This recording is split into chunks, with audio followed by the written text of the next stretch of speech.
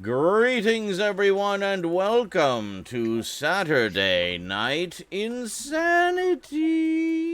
It involves Meow. puking your guts out. Yay! Yeah.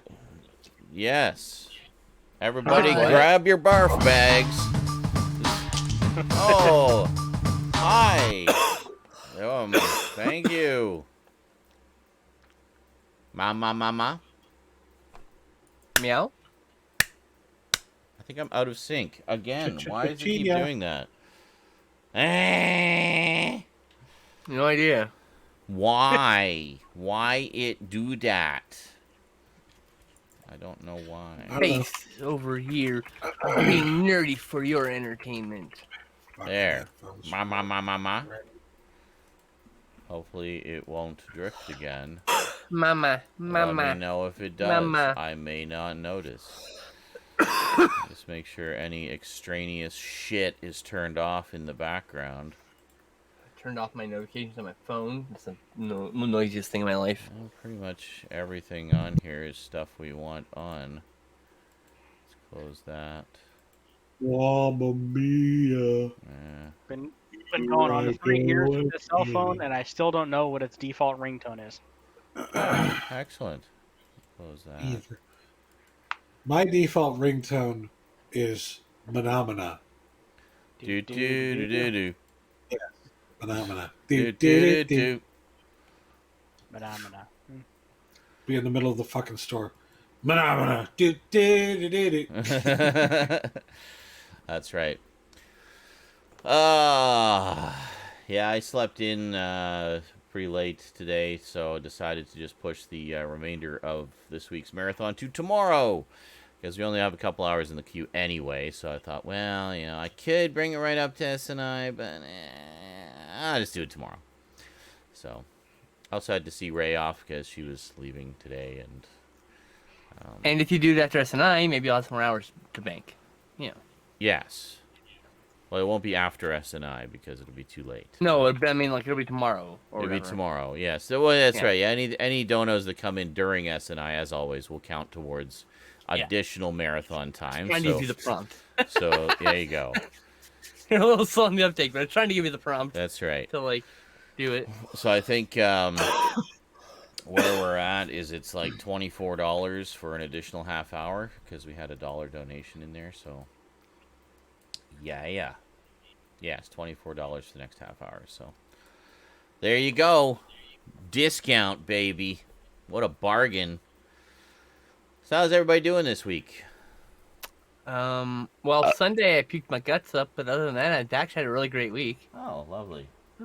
Man, just a really nice week. Good. It's been alright. We Just nice. It wasn't like nothing bad happened this week. Not I'll much call it a work. nice That's week. good. My headphones are being fucking assholes. I know. I was gonna ask you, Stoud, do yours have the 3 notches or the 2 notches? Notches? Yeah, on the plug, Oh. on the jack. I don't know. These are like, this is a replacement wire, probably 2-notch. Okay. Well, I mean, if it's just a pair of headphones, then it would be 2-notch. Well, because if it's just, I was gonna say, because you remember that problem I was having with the ones with the 3 notch was you have to fiddle with them a little bit to get the. No, this is just because they're old. The Oh. replacement wires are like 1 or Oh. 2 years old each Okay. at this point, so it's like Alright. they just need to Yeah, replace. yeah. I find that happens with the fucking headphone wires I use because I use them so fucking goddamn always. Yeah. They get a lot of use, probably like Are you 16 hours a day. Are you doing this with your cord at all? Wrapping around? Okay, yeah, No. don't do that. Yeah. No, it's. I just hang my headphones on the mic stand and call it a day. You know, you got to figure they're getting like buy the 5 actual to 10,000 thing. hours of use Yep. in 1 to 2 Never buy the years. wire. It's like, yeah, Right. okay. I mean, it just happens. The wire's Yeah. the weakest point in most headphones, to be Yep. fair. It's a lot of little And tiny then on top wires of in that, there. though- They break easy. On top of that, though, I find out that like the headphone port, the 3.5 millimeter port on the front of my new computer, front of the case, is of course going out already. Yeah. Lovely. It's always the first one to go. Brand new computer. Yeah. It is always the first one to go, but like it's less than 6 months old. I It's know. Yep. I mean, I don't know. I've had mine for like going on 3 years now. All my front ports still work. So in your face. Well, good for you. They work you, great. idiots. I love my front ports that all work perfectly. I'm petting a cat. I'm pretty happy right now. I'm Okay, trying to good. think of some front port joke. Yeah. I'm coming up dry. Do you like it in the front or in the back? I mean, Anyway, it's really a matter of that's what she personal preference. said. What's more convenient for you? Who is this Insert person? innuendo here. I don't know. Who is that person? Who's Oh. that person? Are They don't have any tweets, scum? or follows, or they're just. Oh boy, that's a lot of porn. They like porn. Okay. Okay, so you'll follow them then. No. You can tell. So you like the thing about Twitter is, someone can look at everything you do, including the likes, the tweets you like. Oh yeah, of course.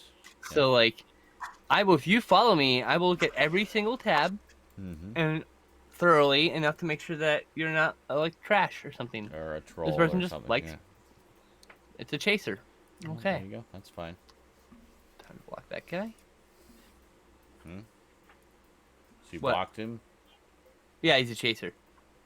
Well, I I don't- don't know what your gay terms are. Okay.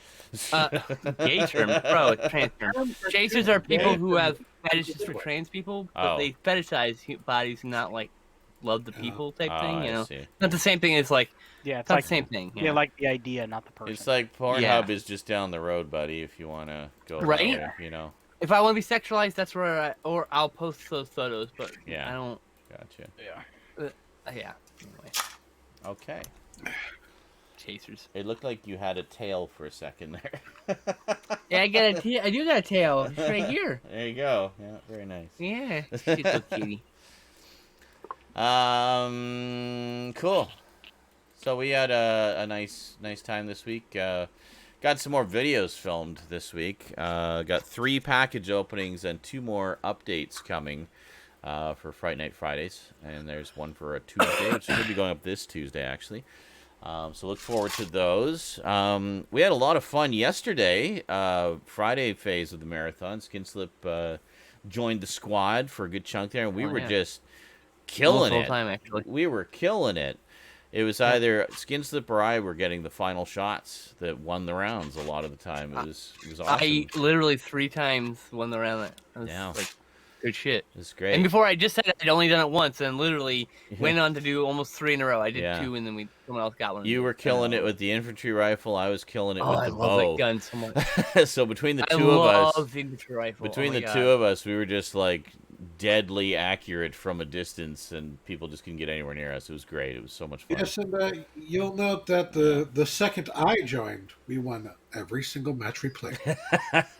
Well, to be fair, when we all play well together. We communicate well together. So We do, yeah. That's I think big. that has a lot to do with it. More than, It really does. Everyone has good battlefield awareness and keeps each other appraised of the situation, and we just kind of stay on top of things. And I always knew it would be like that if we played together. we won most of games with garbage too. Same We reason. did. Yeah, exactly. When we did all 4, we were like we won every game as a foursome. We won every game. Communication is key.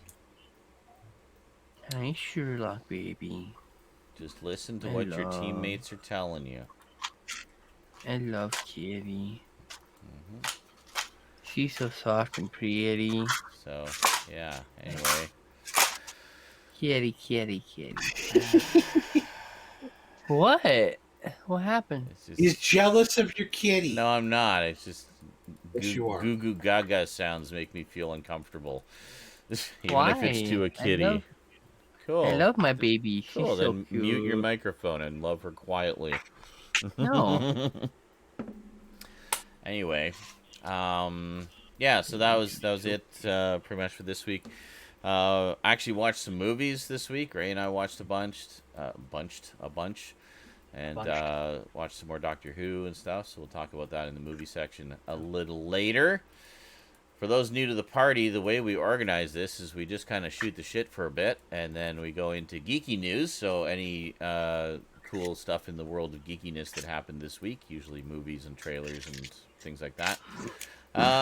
Then we do pickups where we talk about new stuff we acquired this week for our collections. Sometimes we have a lot. Sometimes we don't have anything. Stay tuned and find out. I have a few things this week. And then finally we talk about movies. We just pick a few. If we watched a lot of movies, we just kind of pick 2 or 3 out of those to talk about in depth and just kind of touch on the others briefly. Didn't watch a lot of movies, to be fair.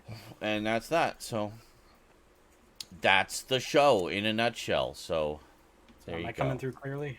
Yes, you are. Yeah. Okay. You sound good. So I think Madness has stopped upstairs. Oh, good. Yay.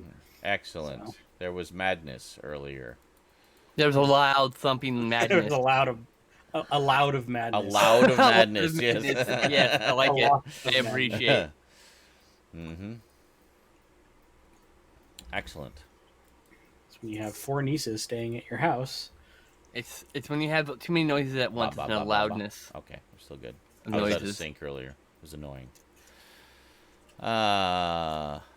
Oh yeah, there was Buster says I like the win where you had the view of JL healing. Yeah, That was one of my wins. yeah, I was carded, so I was just kind of cycling through, spectating everybody. And when Skinslip got the winning shot, I happened to be spectating JL, who was doing nothing.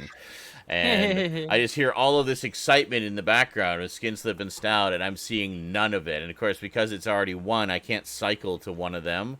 It Right. locks me out. So I got the least interesting view of that victory. Just JL healing behind a rock. Damn. Oh well, we heard the excitement. I got someone in the head with the infantry rifle while they were mid jump.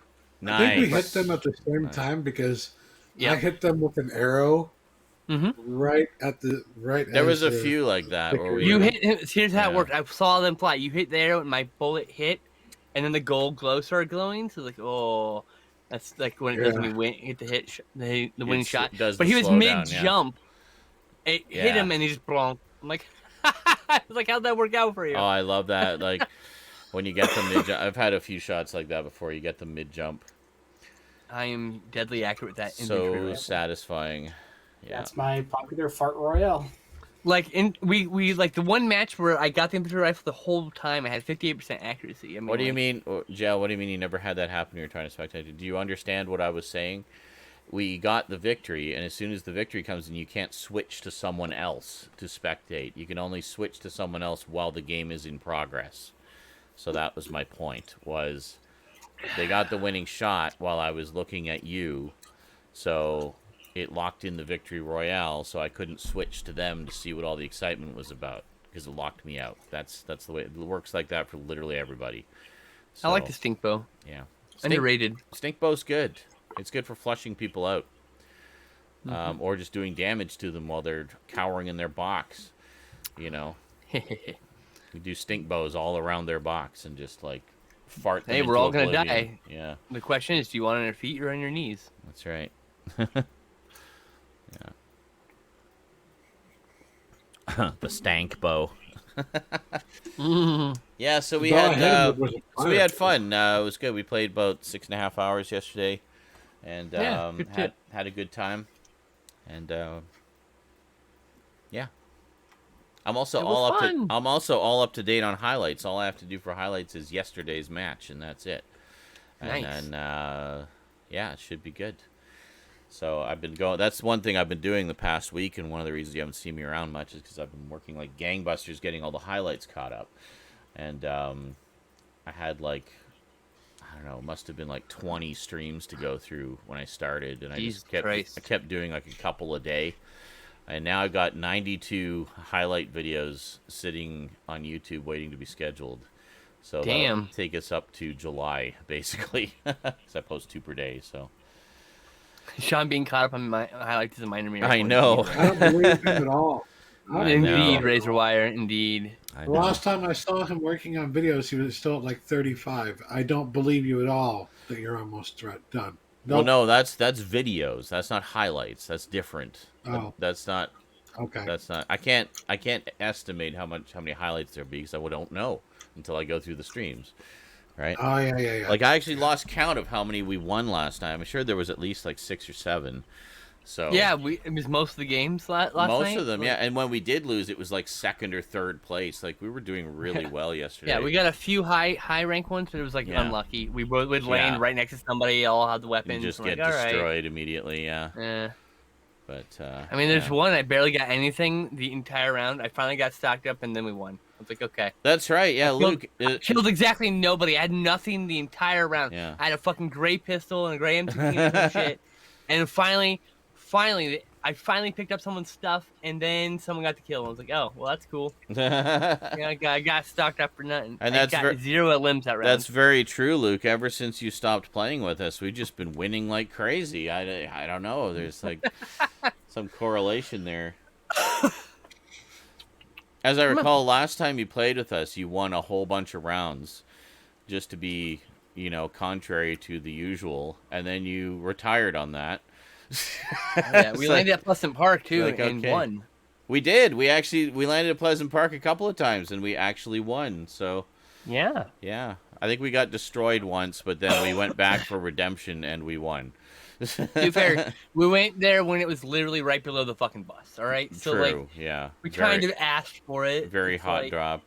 That's how we died in the 16th spot or whatever. That was a YOLO drop. Yeah. It was just a warm up. YOLO. Good times. So if you want to see the entire uncut matches, like the full uncut streams, you can see those in the Patreon archives. So if you're a Patreon sponsor, you can see those for as little as $1 a month. You'll have full access to all the secret archives. Literally hundreds upon hundreds of videos there. Full Fortnite matches, a lot of other games as well. I do play other games, believe it or not. And you can see full playthroughs of those, or how far I've gotten so far in those, and also all the behind the scenes streams, and just kind of hanging out and talking about geeky stuff streams. So if that's your jam, you want something to put on the background while you're cleaning the living room, there you go. You got hundreds of hours of stuff to choose from there.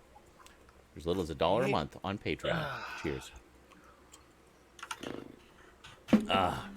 Waiting for a Tattletale replay. Why don't you just watch the existing one? I'm not planning to replay it anytime soon. I've played it. Unless they lose content, of course. It's done. I did that game already. Tattletale 2, you're like, oh, gimme. Yeah, there's a Tattletale 2, absolutely. And, like when, I think it was the following year, they put out a free DLC, which was a Christmas thing. And it was like another short 3-episode game. And it was good. It was very good. I enjoyed it. But, yeah. Anyway, I guess we should get into the news. Got quite a stack of stuff. Minesweeper. Totally, man. Now that's entertainment. Where are we going? Play 7 Up. No. Jesus Christ. Sorry. Cat is doing things she's not supposed to. Cool. Anyway, lots of news this week, thanks to our New York news hound, Raptor Rivera. And he just begins today, or this week, says, before we get into the news, we'd like to wish all the mums out there a healthy and happy Mother's Day. I should call my mom. Celebrate your mom on Mother's Day, Father's Day, Arbor Day, National Donut Day, and so on Mr. T. and so forth. I appreciate that meme, Mr. T. I love my mom on Monday, Tuesday, Wednesday, Thursday, Friday, Saturday, Monday. Still the best Hall of Fame mention speech ever. Mm-hmm. Yeah. All right. Trailers. We got a sizzle reel trailer for Phase 4 of the Marvel Cinematic Universe. Oh, I didn't see that. The major highlights coming out of this trailer are our first glimpse at the Eternals and the official titles for the Black Panther and Captain Marvel sequels. Black Panther, Wakanda Forever, and The Marvels. Very cool. First teaser, I did watch this one. First teaser for the 4th season of the Netflix original series Stranger Things. The trailer takes us back to the very beginning, the Rainbow Room, as we see kids playing, closing in on a door that reads 11, and a voice poses the question, 11, are you listening? Dun dun dun. That's all we saw. It was just very much tease. So there's no point in watching that. Okay, cool. I keep forgetting that one's on there.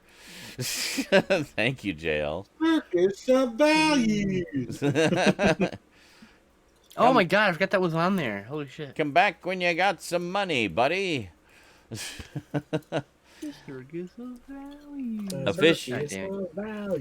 just in my brain. Official teaser trailer for the Starz original series Heels, premiering August 15th. Two brothers and rivals, one a villain or heel in the ring, the other a hero or face, play out in scripted matches as they war over their late father's wrestling promotion, vying for national attention in small-town Georgia. Starring Stephen Amell and Alexander Ludwig in the leading roles. Amell previously starred as Oliver Queen in the popular series Arrow for the CW. Yeah, I follow him on Twitter. And wrestled 2 fucking matches, so he actually knows what he's doing. Excellent. Being the star of that, so I'm very much interested. He's actually, by the way, not only that, he's the best celebrity match I've ever seen in wrestling. I've seen a lot of them. Nice. He actually took the time to get trained. To do it properly. Yeah, nice. Yes. Anyway. Final trailer for the horror sequel A Quiet Place Part 2. Oh, is it finally going to get released? Written and directed by John Krasinski, the film will finally see a theatrical release on May 28th after originally being planned for a March 20th, 2020 release. AQP2 will hit Paramount Plus for 45 days after its theatrical debut, which would be July 12th. Oh, 40 days after its theatrical debut, which would be July 12th. All right. Well, I'm basically just going to wait for the Blu-ray regardless. I still have the first one. Still have not watched it. I've heard it's excellent. Official trailer for the next Paul Verhoeven film. Oh, nice. Benedetta.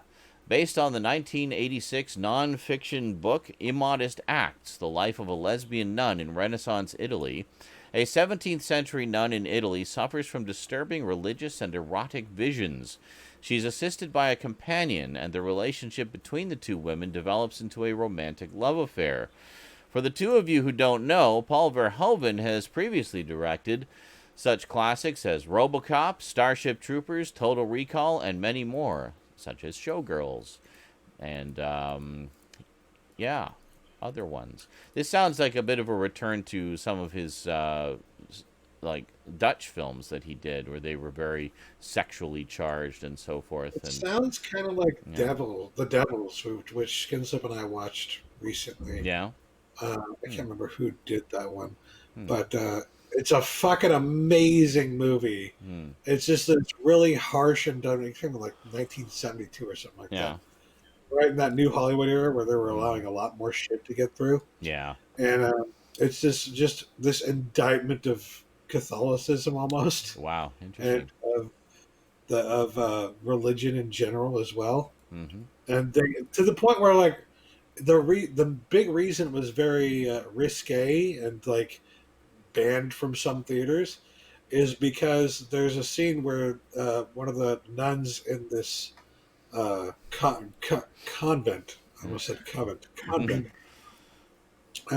she has a vision of herself at the death of Christ, and Christ gets down to the cross and starts making out with her.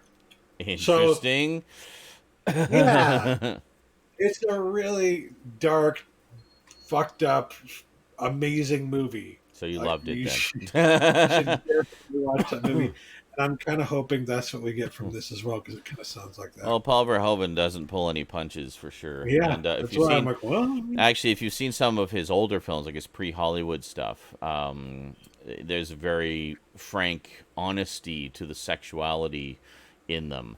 One that I always really liked is one called The Fourth Man, which is kind of a precursor to Basic Instinct, and but more, I don't know, intense and surreal a little bit. It's very, very good. I keep waiting for it to get a Blu-ray release. Like, it's prime candidate for like Arrow or something. So what's the name of this movie again? It's called The Fourth Man. It's nothing to do with The Third Man, the Orson Welles film. It's very much its own thing. But yeah, it's very good. And what's the name of the movie we were talking about? That he's making now, the new one. Benedetta. Benedetta with a B. Okay. Yeah. Benedetta. Interesting. Yeah. So I'll have to see that. yeah, the Fourth Man. I think both you and Skinslip would really enjoy that one because it's. I'll have to see that too. It's very, very good, but good luck finding it. I've only ever found it on VHS. There was a DVD a while ago, but of course it's out of print now. Maybe they'll add it to Shudder. I got my sources. Yeah. I'm sure there's a high-def transfer out there somewhere. It's just a matter of finding it. I'd really like to see it again. I got my sources. Yeah, we all do. Official trailer for the Netflix original film Awake, premiering June 9th. After a devastating global event wipes out all electronics and eliminates people's ability to sleep, a former soldier may have found a solution with her daughter. Starring Gina Rodriguez, Jennifer Jason Leigh, Barry Pepper, and Finn Jones. Cool. Cool. Sounds good. Official trailer for the Paramount Plus CGI revival series Rugrats, premiering May 27th. Just like the original series, Rugrats focuses on the experiences of a courageous, adventurous one-year-old baby named Tommy Pickles and his group of playmates, Chucky, Phil, Lil, and antagonistic cousin Angelica.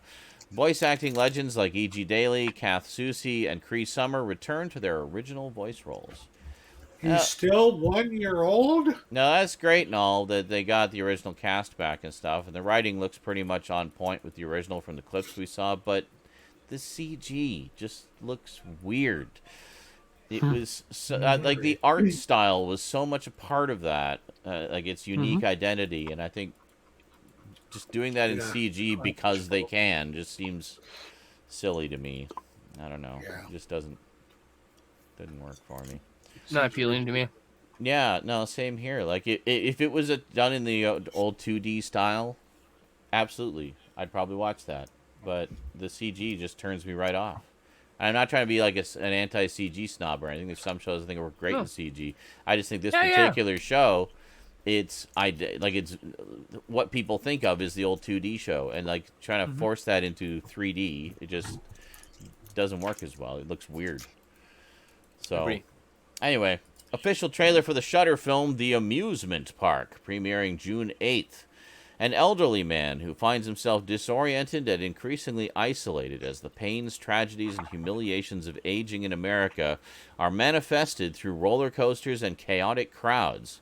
Directed by the late, great George A. Romero in 1973. Oh, wow, definitely want to see this.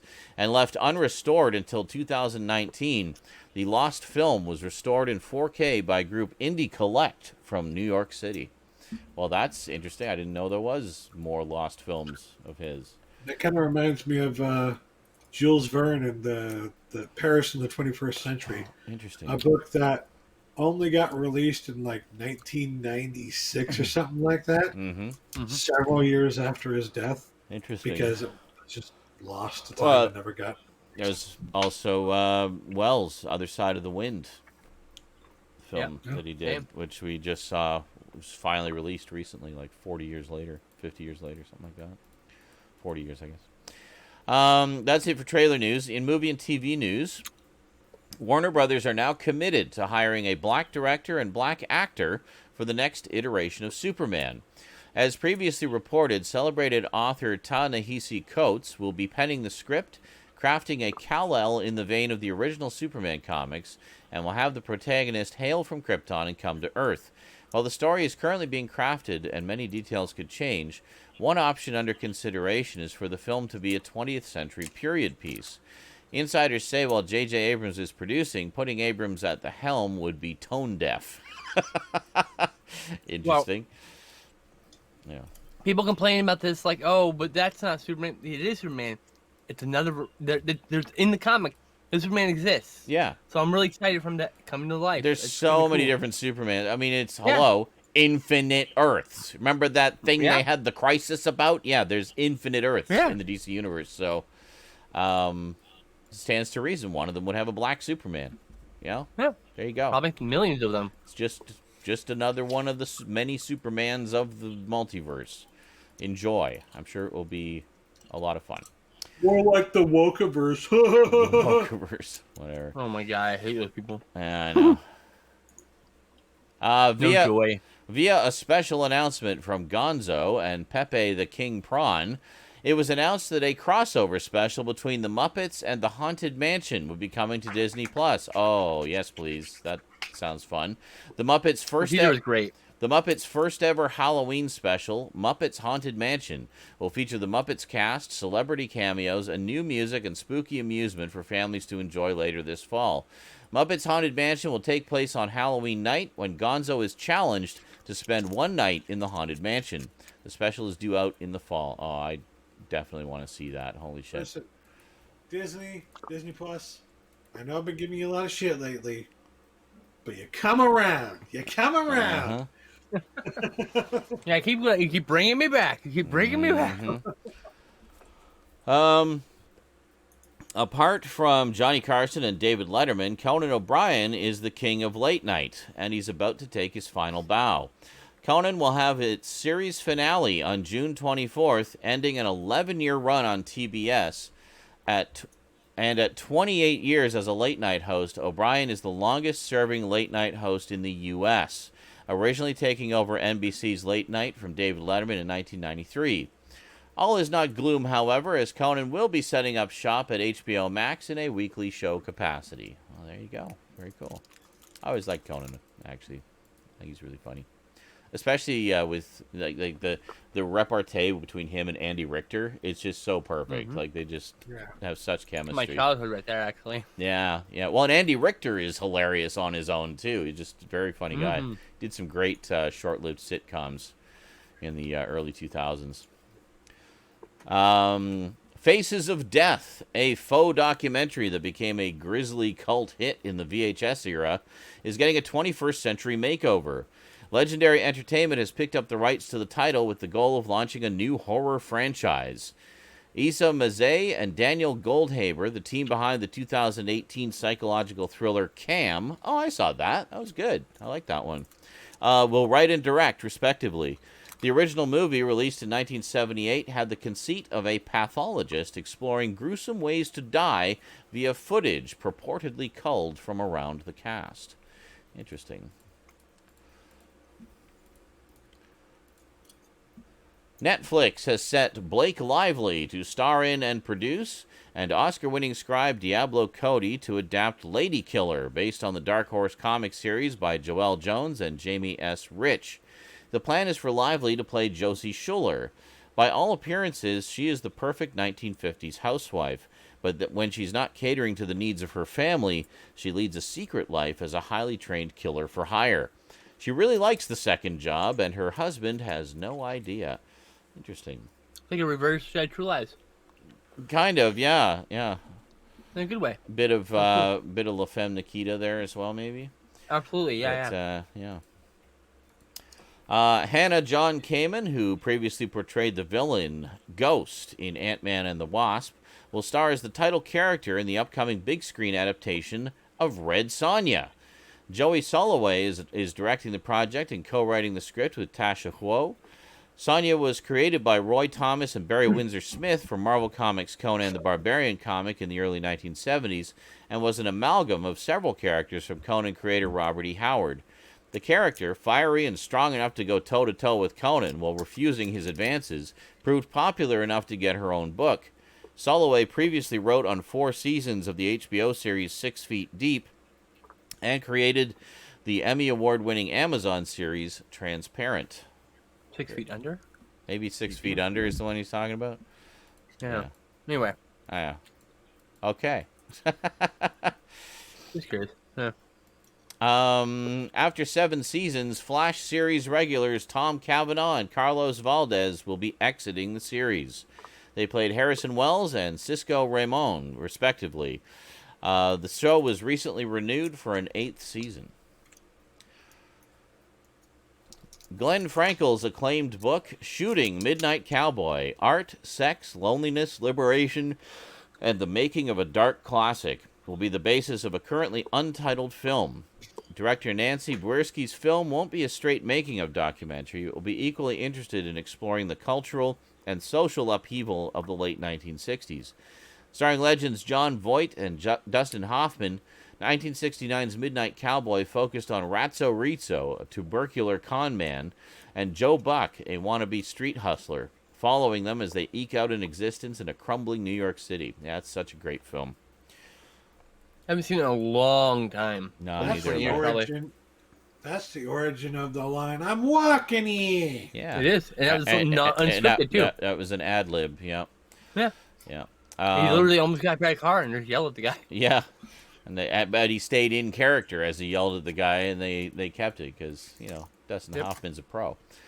Filmmaker Gareth Edwards, whose previous works include 2010's Monsters, 2014's Godzilla, and 2016's Rogue One, has a new film on the horizon. Not much is known about the plot other than it being described as a near-future sci-fi story with John David Washington in the lead role. Washington has quickly become one of the most sought-after actors, starring in Spike Lee's Black Klansman, Tenet, and Malcolm and Marie for Netflix. Very cool. French filmmaker Michel Hazanavicius has set to remake the 2017 zombie hit One Cut of the Dead. Hazanavicius previously directed 2011's The Artist, which would go on to win the Academy Award for Best Picture. Oh, interesting. Christopher Landon and Michael Kennedy, the team that recently worked together on the fantastic body swap slasher comedy Freaky, are reuniting for yet another high-concept horror project. It's called Time Cut, and it's described as Back to the Future meets Scream. Cool. Okay. Hannah McPherson, director on the Hulu horror anthology In the Dark, will direct, with production gearing up in June. Very nice. I'm sure some Hollywood execs heard that and were like, "Oh yeah, Back to the Future meets Scream. Fuck yeah, we want that." Both of those franchises made a lot of money. So, yeah.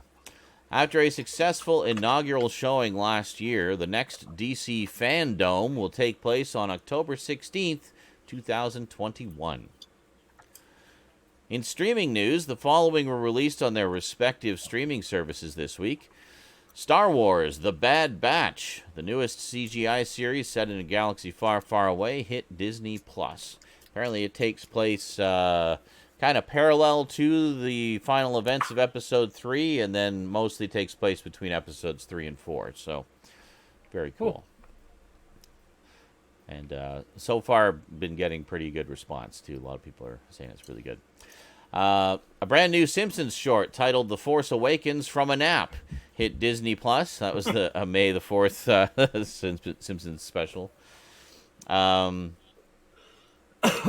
second part of Selena, the series, a series on the life and career of Spanish musician Selena Quintanilla, hit Netflix. The third of the WWE Legend biographies premiered on A&E, centered on the late, great Macho Man Randy Savage. Very nice. Oh yeah. Oh no. Snap into a Slim Jim. My favorite is just the Macho Man coming at you. My favorite is when he did a rap album. Nice. Oh god, yeah. I almost don't want to know. He did. You can I look it know up. he did, but I just You do want to know. You want to hear it. Jupiter's Legacy, the series based off the comic book by Mark Miller, hit Netflix. Very cool. That looks so fucking fun. Kingdom Come. It's like it feels like it's. Oh, okay. It feels like DC Kingdom Come, but like a TV series. It feels it. The trailer. I mean, I like jizzing over the trailer. It was. I can't wait to watch the series. Cool. I'll have to check that out. First 2 episodes of Season 3 of Dark Side of the Ring premiered on Vice, centered on the late, great Brian Pillman. They can be watched on Vice's official YouTube channel. Well, there you go. Just watch it on their YouTube channel. That's how you do it. And that is it for the movie news and TV news. Then In Memoriam lost a few people this week. We lost Win Hammer, veteran still photographer with a 26-year career between 1961 and 1987. Hammer worked on television staples like Hawaii Five-0 and Family Affair, and classic films like 1976's Carrie, 1978's The Deer Hunter, 1978's Invasion of the Body Snatchers, 1979's The Black Hole, and many others. I love all of those movies. In 1998, he received a Lifetime Achievement Award from the Society of Operating Cameramen. Wynn made it to the ripe old age of 97. We also lost Diana Perez, Mexican voice actress with decades of work under her belt. In the world of Spanish dubbing, she provided the voice for the likes of Jessie from Pokemon and Luffy from One Piece. We also lost Jacques D'Amboise, ballet dancer, choreographer, actor, and educator with a 72-year career between 1949 and 2021. He joined the New York City Ballet in 1949 and was named principal dancer in 1953. And throughout his time with the company, he created 24 roles for George Balanchine. He also made film appearances, including in Seven Brides for Seven Brothers from 1954 and 1956's Carousel. He received the MacArthur Fellowship in 1990, the Kennedy Center Honors in 1995, and the National Medal of Arts in 1998. Jacques made it to the ripe old age of 86. We also lost Nathan Young, Asian-American actor and stuntman with a near 5-decade-long career between 1969 and 2018. Young played the character of Genghis Khan on Star Trek The Original Series in the episode The Savage Curtain, as well as General Hospital, The A-Team, Magnum P.I., and many others. On the film side, he acted in the likes of Beverly Hills Ninja, Surf Ninjas, The Kentucky Fried Movie, Big Trouble in Little China, Showdown in Little Tokyo, and many others. We also lost Greg Hull, costume designer with a 40-year career between 1980 and 2020. Hull began his career in Hollywood on the 1980 film Somewhere in Time, which starred Christopher Reeves. The film would later go on to receive an Oscar nomination for costume design. Hull would later go on to work on such films as 1985's Weird Science, 1991's Star Trek VI: The Undiscovered Country, 1993's True Romance, and many others. However, he's best known as Arnold Schwarzenegger's personal designer, working with him on 11 features, including Terminator 2 Judgment Day, Batman and Robin, True Lies, and others. My apologies, I said Christopher Reeves. It's actually Christopher Reeve. Often gets mistaken with Steve Reeves, who also played Superman. So, or George Reeves. There's a lot of Reeves out there. Anyway. I think Steve Reeves was Tarzan. George Reeves was Superman. Christopher Reeve was also Superman. Steve Reeves was definitely Tarzan. Yes. That's what I thought. Yeah, I knew there was. Yeah. Yes, Reeves in that Reeves. case. So many Reeves and Reeveses. Reeve and Reeves, yeah. We also lost Frank McRae, film and television actor and a professional football player with a 34-year career between 1972 and 2006. He was a defensive tackle for the Chicago Bears in the 1967 NFL season, appearing in 6 games. Among his acting credits are 1982's 48 Hours, 1993's Last Action Hero, 1984's Red Dawn, 1989's License to Kill, and many others. Also lost Julie E. Tawny Kitayan, actress, model, comedian, and media personality with an over 40-year career between 1979 and 2021. In 1984, she starred as the title character of the erotic adventure movie The Perils of Gwendolyn in the Land of the Yik Yak. Her other film appearances include Bachelor Party, also from 1984, as the bride-to-be of Tom Hanks' character, and the 1986 horror film Witchboard. Kitayan appeared in several music videos in the 1980s for the band Whitesnake, including the hits Here I Go Again, Still of the Night, Is This Love, and The Deeper the Love. She also appeared in Rat's Back for More music video. Kitayan appeared on television in Seinfeld as Jerry's girlfriend in the 1991 episode The Nose Job. I remember that one. Sadly, Julie was only 59, and the cause of her passing is unknown at this time. That's too bad. That's a loss right there. It really is. That's really too young. Yeah. And that Gwendolyn movie's like a Indiana Jones cash-in type neo-pulp type film. So it's just like silly fun. Yeah, Gotcha. silly fun. Yeah. Throw back to the 50s and 40s and 30s. That Nice. era. Nice. Mostly High 40s and adventure. 30s. High adventure. There you go. Yes. That's precisely what it is. Exactly. That's beyond compare. No. That's right. Bouncing here and there and It everywhere. definitely got compared to the Raiders of the Lost Ark. So no, Yeah. it definitely. There was a isn't lot of compared. those. Yeah, I remember. Yeah. There were a lot of good ones, a lot of not good ones. Yes. We're getting Treasure of the Four Crowns soon, so yeah, that's I cannot wait. it's another one of the big cash-ins. It's one of my favorites. I just I've had that DVD forever. In 3D. I know. We have Parasite in 3D also. Oh, nice. Oh, excuse me. We also lost Paul Van Doren, co-founder of the popular and iconic California sneaker company Vans. Van Doren was a high school dropout who moved to Southern California from the Boston area. Van Doren, his brother, and their business partners opened the Van Doren Rubber Company in Orange County in 1966, making and selling their own shoes. At first, they struggled to produce enough of the product to fill the shoe boxes on store shelves. The shoes, with their canvas tops and tough, diamond-patterned rubber soles, caught the fancy of skateboarders. The company, which kept a sharp eye on trends, was quick to catch on. Presently, Vans has a profit at about $2 billion a year. Paul made it to the ripe age of 90. Very good. Well, that's a good, small town boy makes good, Vans rule, by the way. There you go. Can't get my own new pair. Also lost Andre Morin, French-born British actor with a 3.5-decade-long career between 1956 and 1991. With a massive 146 acting credits to his name, he's best known for his role as Sergeant Francois Chevalier in 6 of the Pink Panther films, alongside Peter Sellers and Herbert Lom. He's also shown up in classic series like Fawlty Towers and Doctor Who. I've heard of those shows. Andre made it to the ripe old age of 94. And finally, we lost Billy Hayes, television, film, and stage actress with an over 8-decade-long career between 1934 and 2016.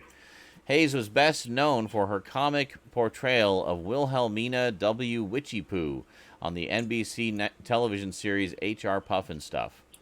Her characteristic cackle and animated physicality were notable during the show's 17-episode run in 1969 to 1970. Her first voice work role was as Orgok on the Disney feature film The Black Cauldron in 1985, which we're also getting on Blu-ray soon. Other voice work has included Mother May I in the animated Teen Titans series from the early 2000s, and a slew of others. Billy made it to the ripe old age of 96. Wow. There you go. And where's the thingy? Okay. Video game news. Sung to Hello Darkness, My Old Friend. Hello, Eric, my old friend. Oh my god, seriously? Right now? Literally as I start singing.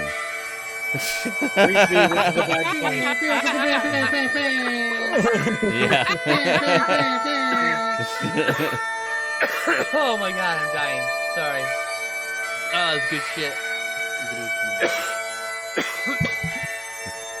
The bagpipes. Thank It you. fuels me. Thank you, JL. Hello, Eric, my old friend. Can we talk video games again? There. That's for you, Raptor. Yeah. Love you. Yes, Garbage Gamer is back, ladies and gentlemen. I hath returned. He hath returneth. What's on the screen this week, Eric? Hopefully it's more of whatever you were playing last time. What is on the screen Hopefully this it's- week? What is that? So we have 3 screens, obviously. Thanks to the First help one. of Sam Stoute, Monty has escaped from the hell of Scudmore Prison. Now free to continue his adventures.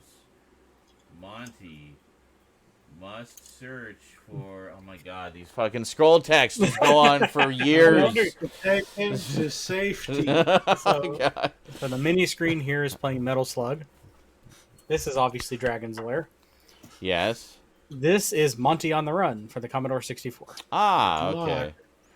The Monty The aforementioned. way it was scrolling out of the screen there, I didn't think it said good luck. I thought it was just going to say, fuck!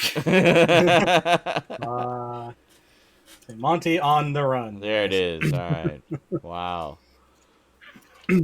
So yes, playing on the C64 Mm-hmm. Maxi here. Oh, yeah. Very nice. With the actual Yes, nice. functioning keyboard. The big functioning keyboard. Yes. A proper sexy beast. C64. So yeah, got some video game news this week. Okay. Starting off at the top here, Max Thunder makes his triumphant return in Streets of Rage 4. Ooh. Cool. If you have no idea who Max Thunder is, he's the big giant wrestling guy from Streets of Rage 2. Okay. Want to say no? I really only played one of them. So, yeah, he was a notable. He's has some power move along with what's his face with the mustache from. Oh, from Final Fight. Yeah, isn't that right? No, Yeah. it's not. No, I mean they're all similar design characters. I'm confusing the characters. Sorry. Yeah, you're thinking of Mike Hagar from. Well, that's the mustache dude. About one of the other characters, but yeah, Hagar's mustache character. But I couldn't think of one of the other characters from a different game. Anyway, sorry. Never mind. But yes, Max Thunder was a weird omission when Streets of Rage 4 came out because it had all the other ones and even had some ones from like Streets of Rage 3 that were unlockables, but just Max Thunder was just missing for some reason. Turns out he's coming in the DLC. And he looks good. He looks like Max Thunder. So yeah, I think that's either already out or coming in the Mr. X DLC that's coming soon. We're not sure when. A But Streets of Rage game with DLC. Who would have thought you'd see the day? Oh, I know, right? Not complaining, by the way. Just This is what 2021 has brought us to. DLC in a Streets of Rage game. One thing we do know that's coming, which is coming May 11th, the season of the Splicers in Destiny 2. The new season starts May 11th. Oh, cool. This is an expansion that expands on a storyline that we got in the base game of Destiny 2 when it first came out. We got little tidbits of this character called Mithrax, and this is pretty much his DLC because he's one of known as the Ancient Splicers, and yeah, it looks pretty cool. It as usual, it's a Bungie / Blizzard style trailer, so it's very epic, very well done, and gets you highly pumped. So yeah, look forward to that. Let's see what else we got here. In the world of Fork Knife, Batman Zero arrives to Fortnite Island. Yep. So yeah, Saw there's that. some new Cool skins, some new gliders. Hello, I can't- Batman. I can't I mean, afford how a they're damn thing in cool. that game, unfortunately. I'm saving all my money to get the fucking season pass. Because I just can't. Yeah. afford. But if I can just get it, I'll just have all the things. It'll be fine. Speaking of Batman, look who's wearing a Batman shirt today. There you go.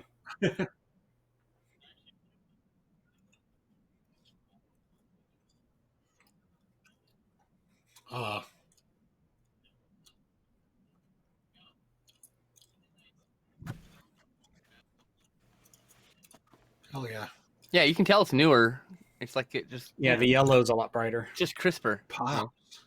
It's not fucking a decade old, you know. It's like whatever. that's it. You know? I need to get a new Batman shirt. My old one's dead. I had one with it was just gray with the black bat. It was a classic symbol, and I just really fucking loathed it and I missed it. Sorry. I'm awake. All good. Flashback 2 is currently in production and will launch in 2022 on consoles and PC. Obviously, no trailer or no information, just an official tweet from the developers. The sequel to the original game Flashback is finally getting a sequel. So, which I know. I know. That one just kind of came out of nowhere. I saw that and I'm like, oh, wow, yeah, damn. A little late to the party, but that's okay. Fashionably late. This one's kind of interesting. Sony's PlayStation division is announcing a new partnership with Discord. From what I understand, it's allowing pretty much Discord integration on PlayStation consoles. So chat room features, voice chat features. So I'm going to guess if you're on PlayStation, someone has Discord on their PC or on their mobile phone, we can chat voice across platforms. That's kind of cool. Which, It would be cool if that's what it is. Yeah, I was kind of hoping it is, which would make sense. Well, sorry.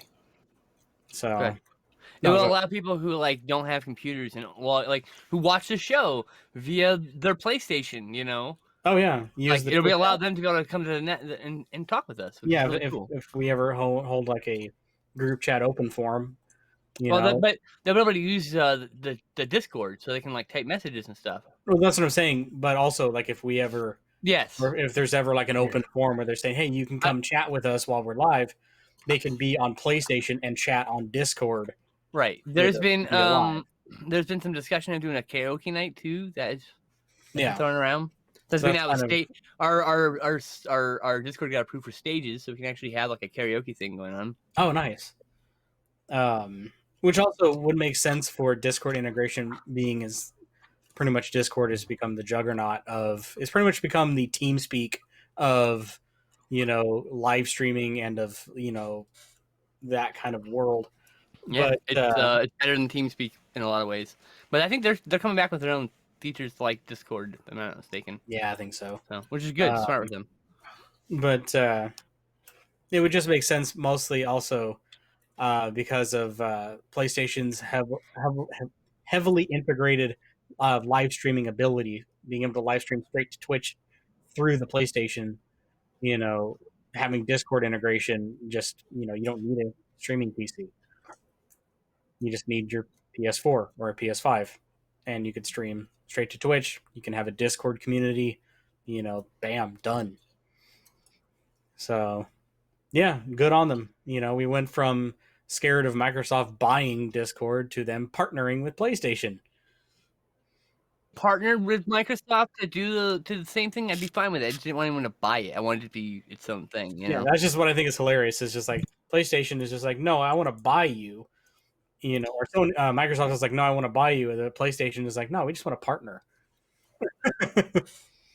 We don't want to own. Because, nothing hugely against Microsoft, but hey, Microsoft, that's what a video game company does. Shock and awe. Anyway, moving on here. Speaking of PlayStation, the PlayStation Plus games for May are as follows. For PlayStation 4, we have Battlefield 5 and Stranded Deep. Battlefield 5 obviously is Battlefield 5. Everyone knows what that is. And Stranded Deep is one of those another survival style game like Rust or Raft or anything like that, except it's ocean based or like Subnautica, stuff like that. And the PlayStation 5 exclusive game for this week is Wreckfest: Drive Hard, Die Last. Nice. And if anyone out there who's never played Wreckfest and you like racing games, where have you been? It's probably a 10 out of 10 fun experience. It's not competitive in the same ways as like a real racing game. You're running around, you're ramming each other, you're just having fun. It's a party. It's literally just a chaos party. For so many years, I wanted a sequel to Flat Out. Yeah. This is literally a sequel to Flat Out. Yeah. And or a complete collection with all three, everything from all three. That would be perfectly fine. That'd be beautiful. Actually, for me, I would be one of those people that I would prefer an HD collection of 2, 3, and 4. Why not 1 through 4 at that point? Just all of them. Well, one is a very different game from. That's what I'm saying. I don't care. It's part of the series. It doesn't care. But No, but I know it's not important, but I think it's interesting to have it for historical purposes. apparently, Sean, Yeah, apparently we you're should- muted on the live stream. What? Why would you be muted? Oh, hi. How long? Sorry, it's because I was typing. Oh. It's because I was Oh, typing. that's right. something. Yeah, yeah, yeah. I forgot. Sorry. I I- said one in That the long. chat. I was Sean, you're just muted. saying- Sean, you're muted. I was just saying it. Yeah, if you just say muted, I don't know what that means. What's muted? Yeah, you have to say You have to who's say, muted. Sean, you are muted. Thank you. Please, Yeah, For that's those of you Thank who you. said that and Jerry, for saying clarified. the exact thing. Yes. please, and thank you. No, I muted because I was typing, just reporting a couple of trolls. Because Batman is And, no longer muted. Yeah, Oh yeah, okay. that was it. So, I've been taking care of them. no, I know, but my I'm job. also reporting them whenever they show up. So, I understand. the goal being to have them banned permanently from all of Twitch. Yeah. Yay! They'll They don't track bother. which They don't account you go were and bother on anyone Yep. else. when you switched over to these other accounts. They'll just ban your original account. It's Yep. just- Exactly. takes like 5 minutes of work for them. It's really funny. I know. But I've been very, very blessed to have supported Wreckfest all the way back before it even had a title. But it came out in early access on Steam as Next Car Game. Is what it was called. I mean, I finally bought it. I thought it was like 16, 17 bucks or whatever. It's Yeah, it's not an Oh. expensive game. It's That's like what's- it's like $30 brand new on Steam. It's worth it though. I actually would have, now that I played it, I'm like, I think I should just Yeah. It had some early. It's been removed, but it did have some early VR integration. But it was just headache-inducing because it's this type of game, the type of game that doesn't really lend itself well to that VR. would be such chaos. That would give me such It would anxiety. because a lot of the Holy shit. driving modes are like demolition derby, and Yeah. try to get around the track 8 times without dying. It's just like, and it's just mad. You can get like I 60 haven't done cars any on of that. one I track. literally just played online. Like imagine Play online so much spawning fun. like 50 or 60 cars on what's essentially a 2-lane road. I played a little bit, but I mostly just played online. So it's just like they're not glitching into each other. They're all perfectly spaced out. But as soon as the driving happens, it just crunch, instant carnage and cars just flying just everywhere. carnage everywhere at the starting But gate. it has a great damage model, great car physics. They've spent years. I mean, God, I played Next Car Game like I remember this. almost like 9-10 years ago. Like this game's been in like early access development for a decade. So, and it shows the time and the effort that's been put into it. And yeah, I can't, especially now that it's got a console release on PS5. It probably looks fucking amazing on the I mean, PS5. I remember you talking about it years ago, and then only last year did I I buy said, it. yeah, that was back before it had levels. It was the Yeah. Next Car Game was literally just this big white arena with obstacles like a giant spider that would like slam on your car. Or there's like a giant ramps you would ramp off, and that's all it was. It was Mhm. just this tech demo. And yeah. So anyway, it's Wreckfest. Just go to the PlayStation's website and reserve it even if you don't have a PS5. We say it every week. You can get the PS5 games even if you don't have one. Yeah. You just got to use the website. Don't use the Yeah. console. Yeah. That is correct. So Speaking of So, which, yes. I should do that. Mm-hmm. yeah, I'm going to be doing it here in a little bit. Yeah. I think Rosie got the other ones. Yeah, it was Battlefield 5 and Stranded Deep. Yeah. I'm Battlefield sorry. 5 is actually pretty fun, honestly. It's a solo game. Yeah, she was playing that. a little bit. hard. Yeah, Yeah. I've But always the- enjoyed the single player Battlefield games. I would say that the difficulty ramps up quickly for for an old person like me, but I was going to say that's kind of Yeah. the it's fine for mantra of modern. Battlefield. Yeah, but I mean, it the kids all have no problem with it. I'm sure Sean and I we had similar experiences being lost at this one point, and then not knowing how to defeat the tank, and then it's anyway, there's a bunch of shit, and it doesn't give you a lot of instructions, and then the instructions go away quickly. So All right.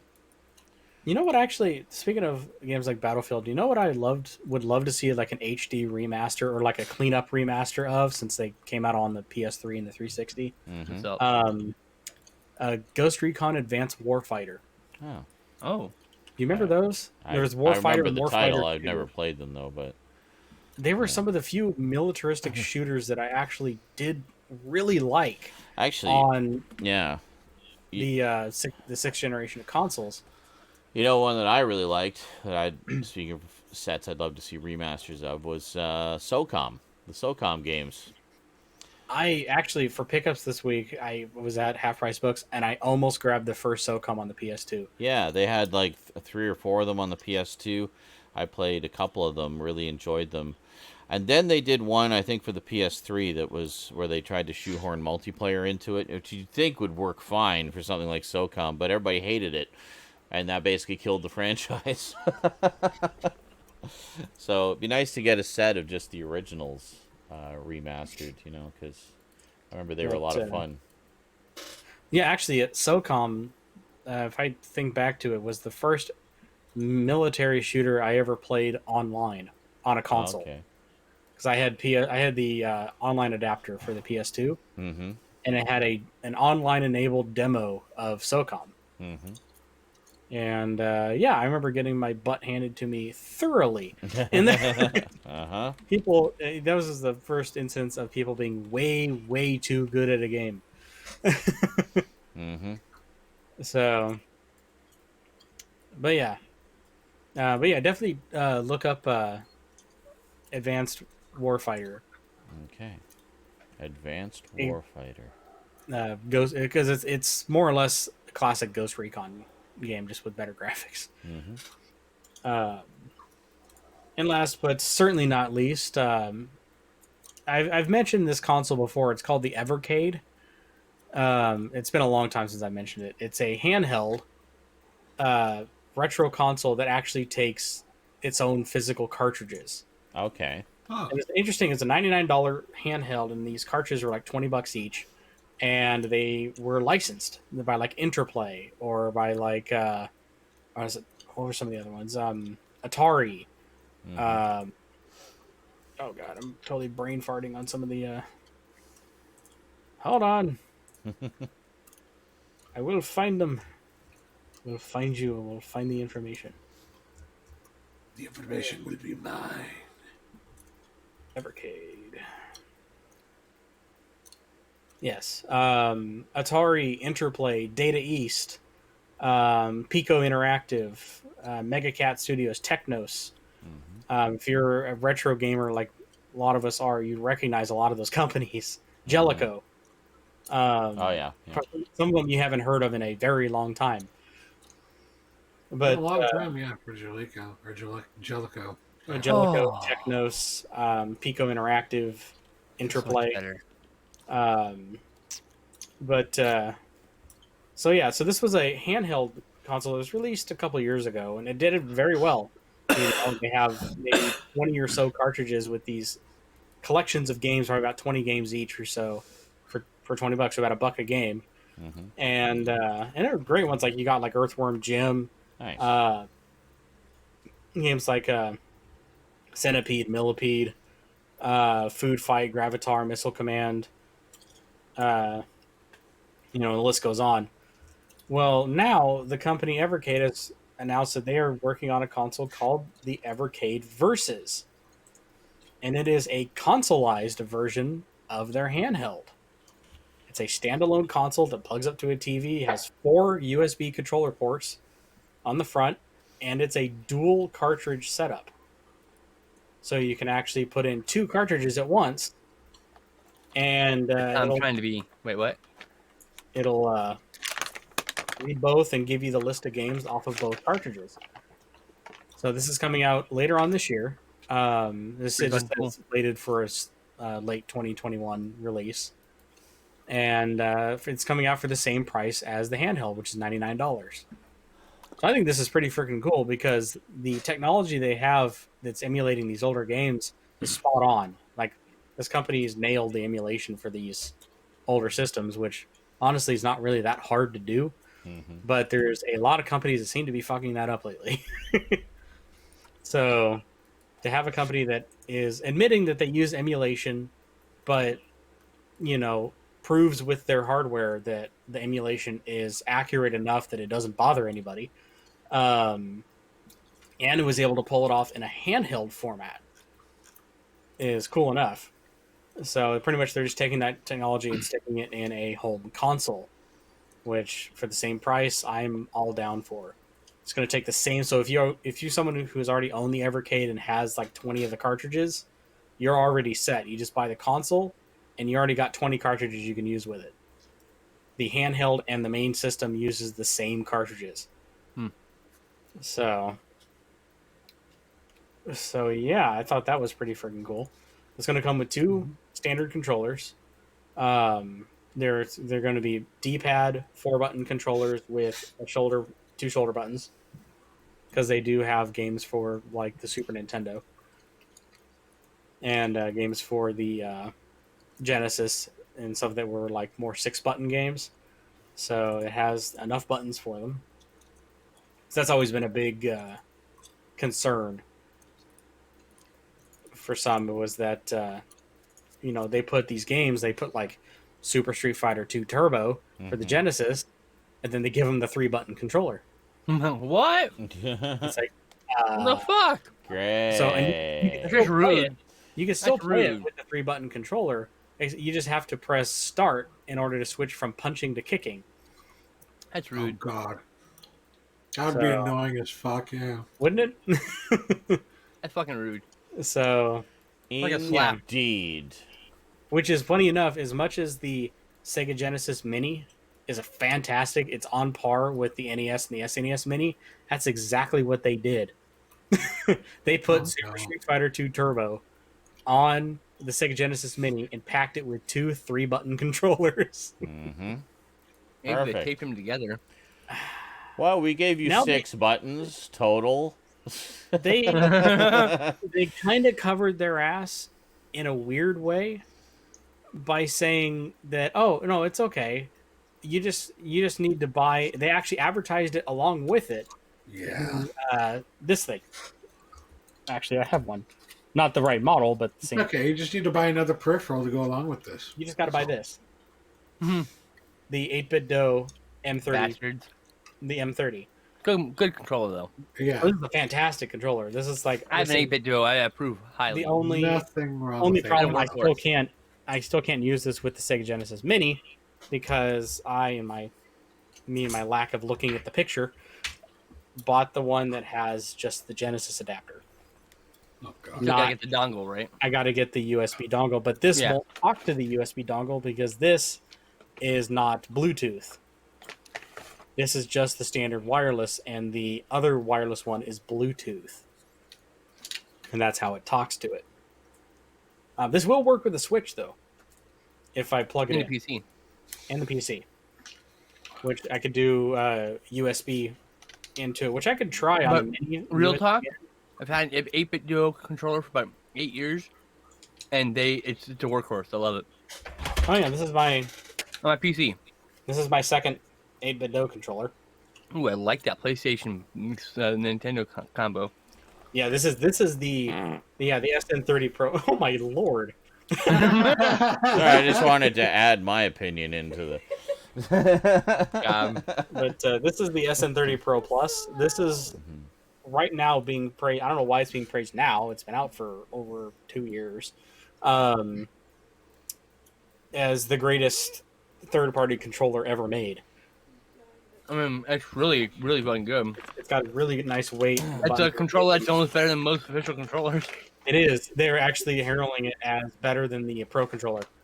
It is 100% It better is. than the stock Pro controller. So, It's also cheaper. and I have it sitting in this beer mug that says "Never underestimate the power of stupid people in large groups." Is that a mug or a koozie? It's a beer koozie. A koozie, okay. Perfect. That's awesome, dude. I always have this on my desk. Someone made a mug of that? Jesus. But Awesome. yeah, that is the video game news for this Enough week. filleting 8-bit dough who do not support us in any way. Just be clear. But we would not turn it away if they decide to. Yeah. True. We would love you forever if you would sponsor us. Hell yeah. Oh, yeah. Excellent. Oh, is that all the gaming news? That is all the gaming news. All the there gaming we go. news that's fit to game geekily. That is all the shit I care about.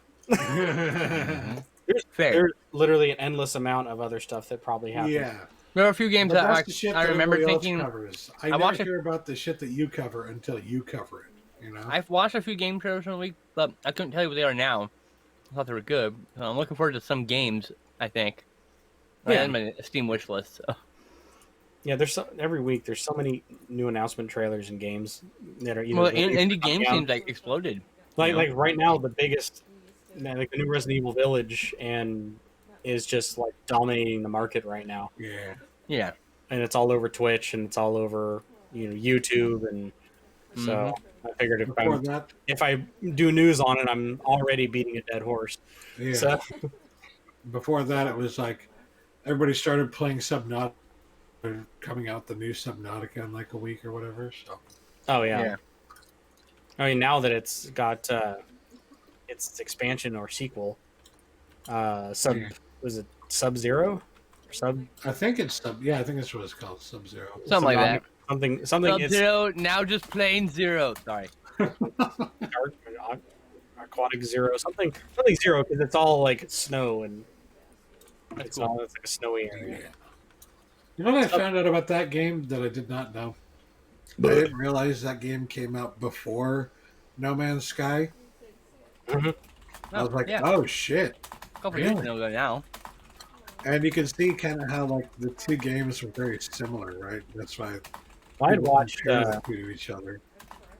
Oh god, I think the first person I ever saw do a playthrough of Subnautica was, I think it was Jacksepticeye, and that was before the game was officially announced, or it was officially out, because he was like playing it and he was getting like beta builds, and like he was getting feedback from the developers, and there was stuff added into the game that he was a part of. Like apparently you can get a little Septiceye in a jar, and when you Yeah, click on That's that's that's kind of cute. Not gonna lie. oh yeah, he's done that with a couple indie games, and I think the one you could find in Subnautica is, like I said, it's a little Septiceye in a jar, and if you click on it, it has like a high pitched version of him yelling top of the morning to you. That's freaking adorable. And he also he's voiced a couple characters in a couple indie games as well. One I remember he did was Pinstripe. I don't know if you ever. That was a kind of a Metroidvania. Like it's a Metroidvania game in the style of like Nightmare Before Christmas, Oh. and he voiced like a drunk person at a bar. So it's just Anyway, Alrighty. So, pickups. We got pickups. Is there pickups this week on the pickups? I have for 5 pickups? things this week. I have 6. I have 2. I have none. What? What? Rare. There's I have- always one of us that has Did I nothing. win? I I think won the pickups. I think you won. You Garbage. won. Okay. I mean, the time I can count on 2 hands the number of times Stout didn't have something. So. Yeah, I know. So, Garbage, what'd you get this week? And let's see. Let me screw that back a little bit. Got some The peanuts. first thing I got went over to Kroger's. Well, first off, Mhm. I'm going to call this as an official pickup. I got my second vaccine shot. Hey. So now I'm fully yeah. vaccinated. So now you got all the microchips and autism juice. I guess there is Excellent. not. I got my first vaccine As- the other day. As all of my friends on Facebook are saying, I can now get 5G anywhere I want. Hell yeah. Can't wait. That was funny. That was some of the conspiracy theorists and the Yeah. anti-vaxxers were saying that they were putting microchips and you'll be emanating 5G and stuff like that, and people No, were like, chat that are "Fuck using yeah, it I to want to track emanate you. 5G." You are now They're a like- living hotspot. My favorite thing is they're like gonna use the tracking. Like, bro, you're typing from a phone that is already gonna use to track you Yeah. wherever you go. What are you talking about? Right? Like everyone, no They one was didn't have to taking it inject you. seriously.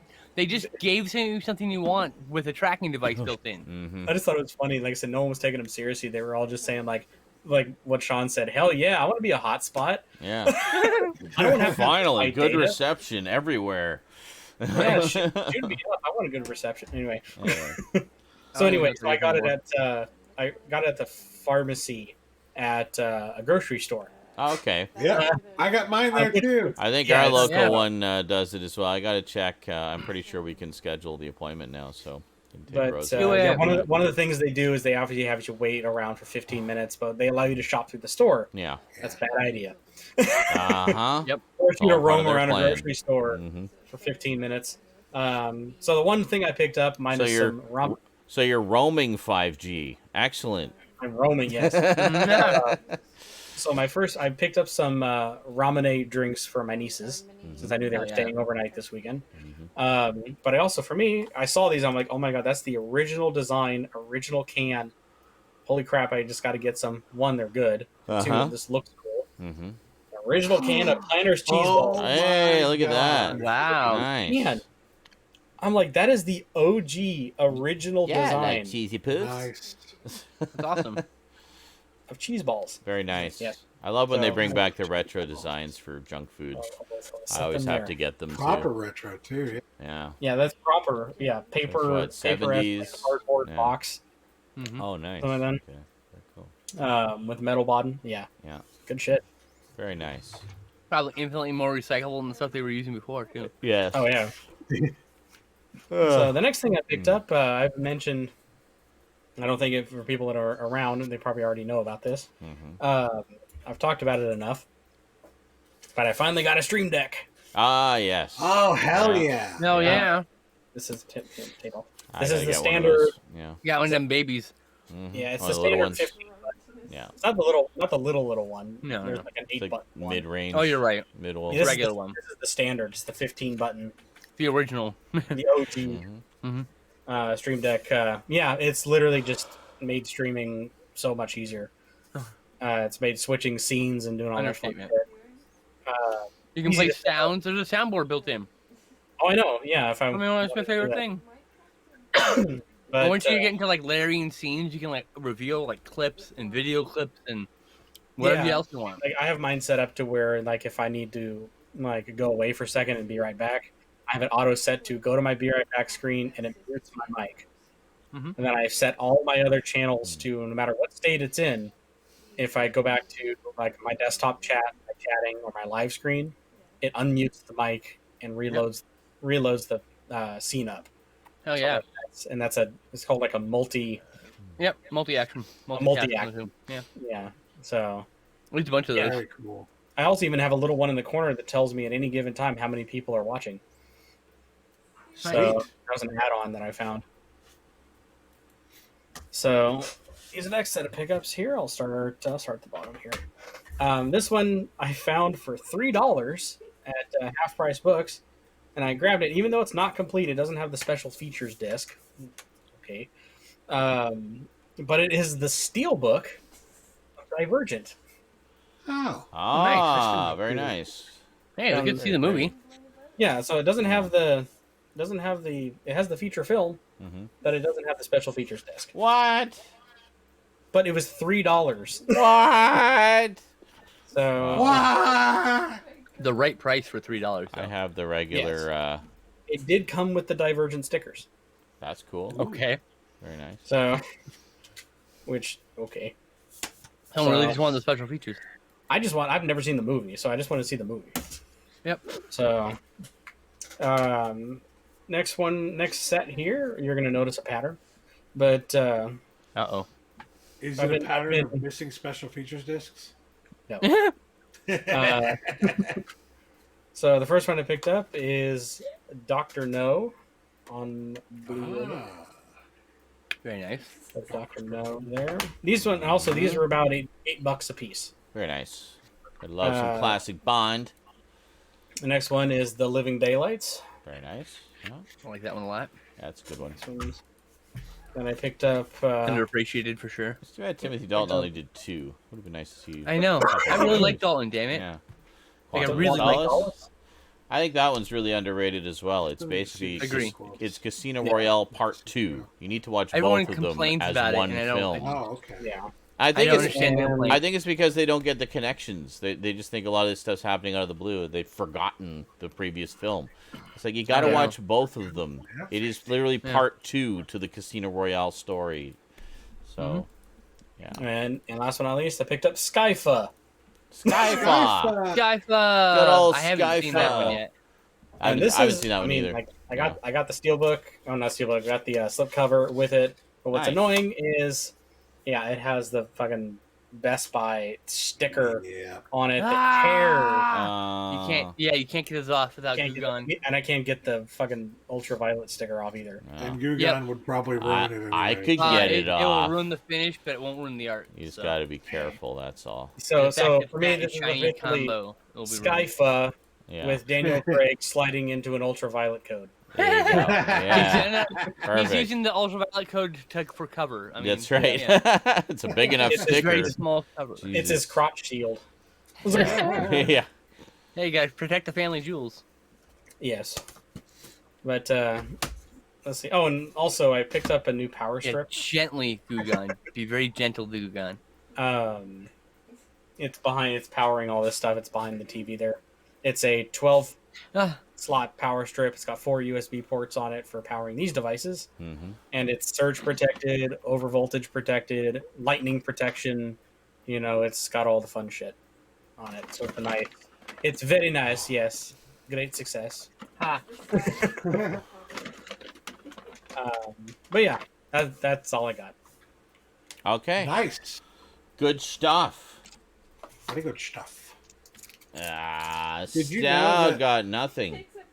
Yeah, I was gonna say though about Dr. No. Uh-huh. Did you know that movie would have been in the public domain this year if they hadn't like changed the rules? Wow.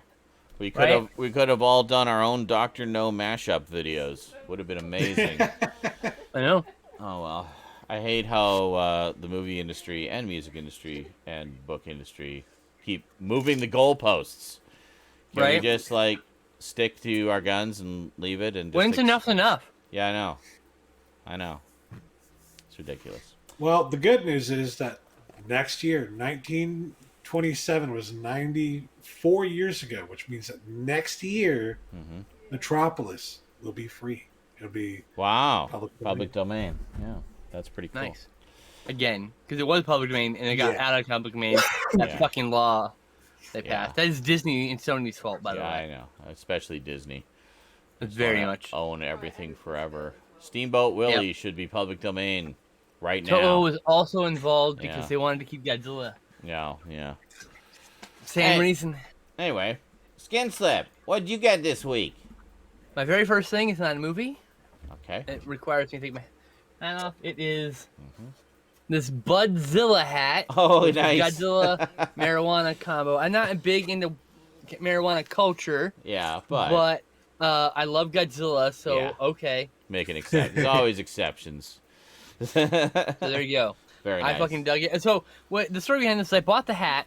The seller contacted me like a week and a half later, right before the deadline to ship it was. He said he couldn't find the hat, so he spent it funding money. One day later, he messages me. He's like, "Never mind, I found the hat. Okay. You still want it? I'll throw a sticker in for all the trouble." I was like, "Sure."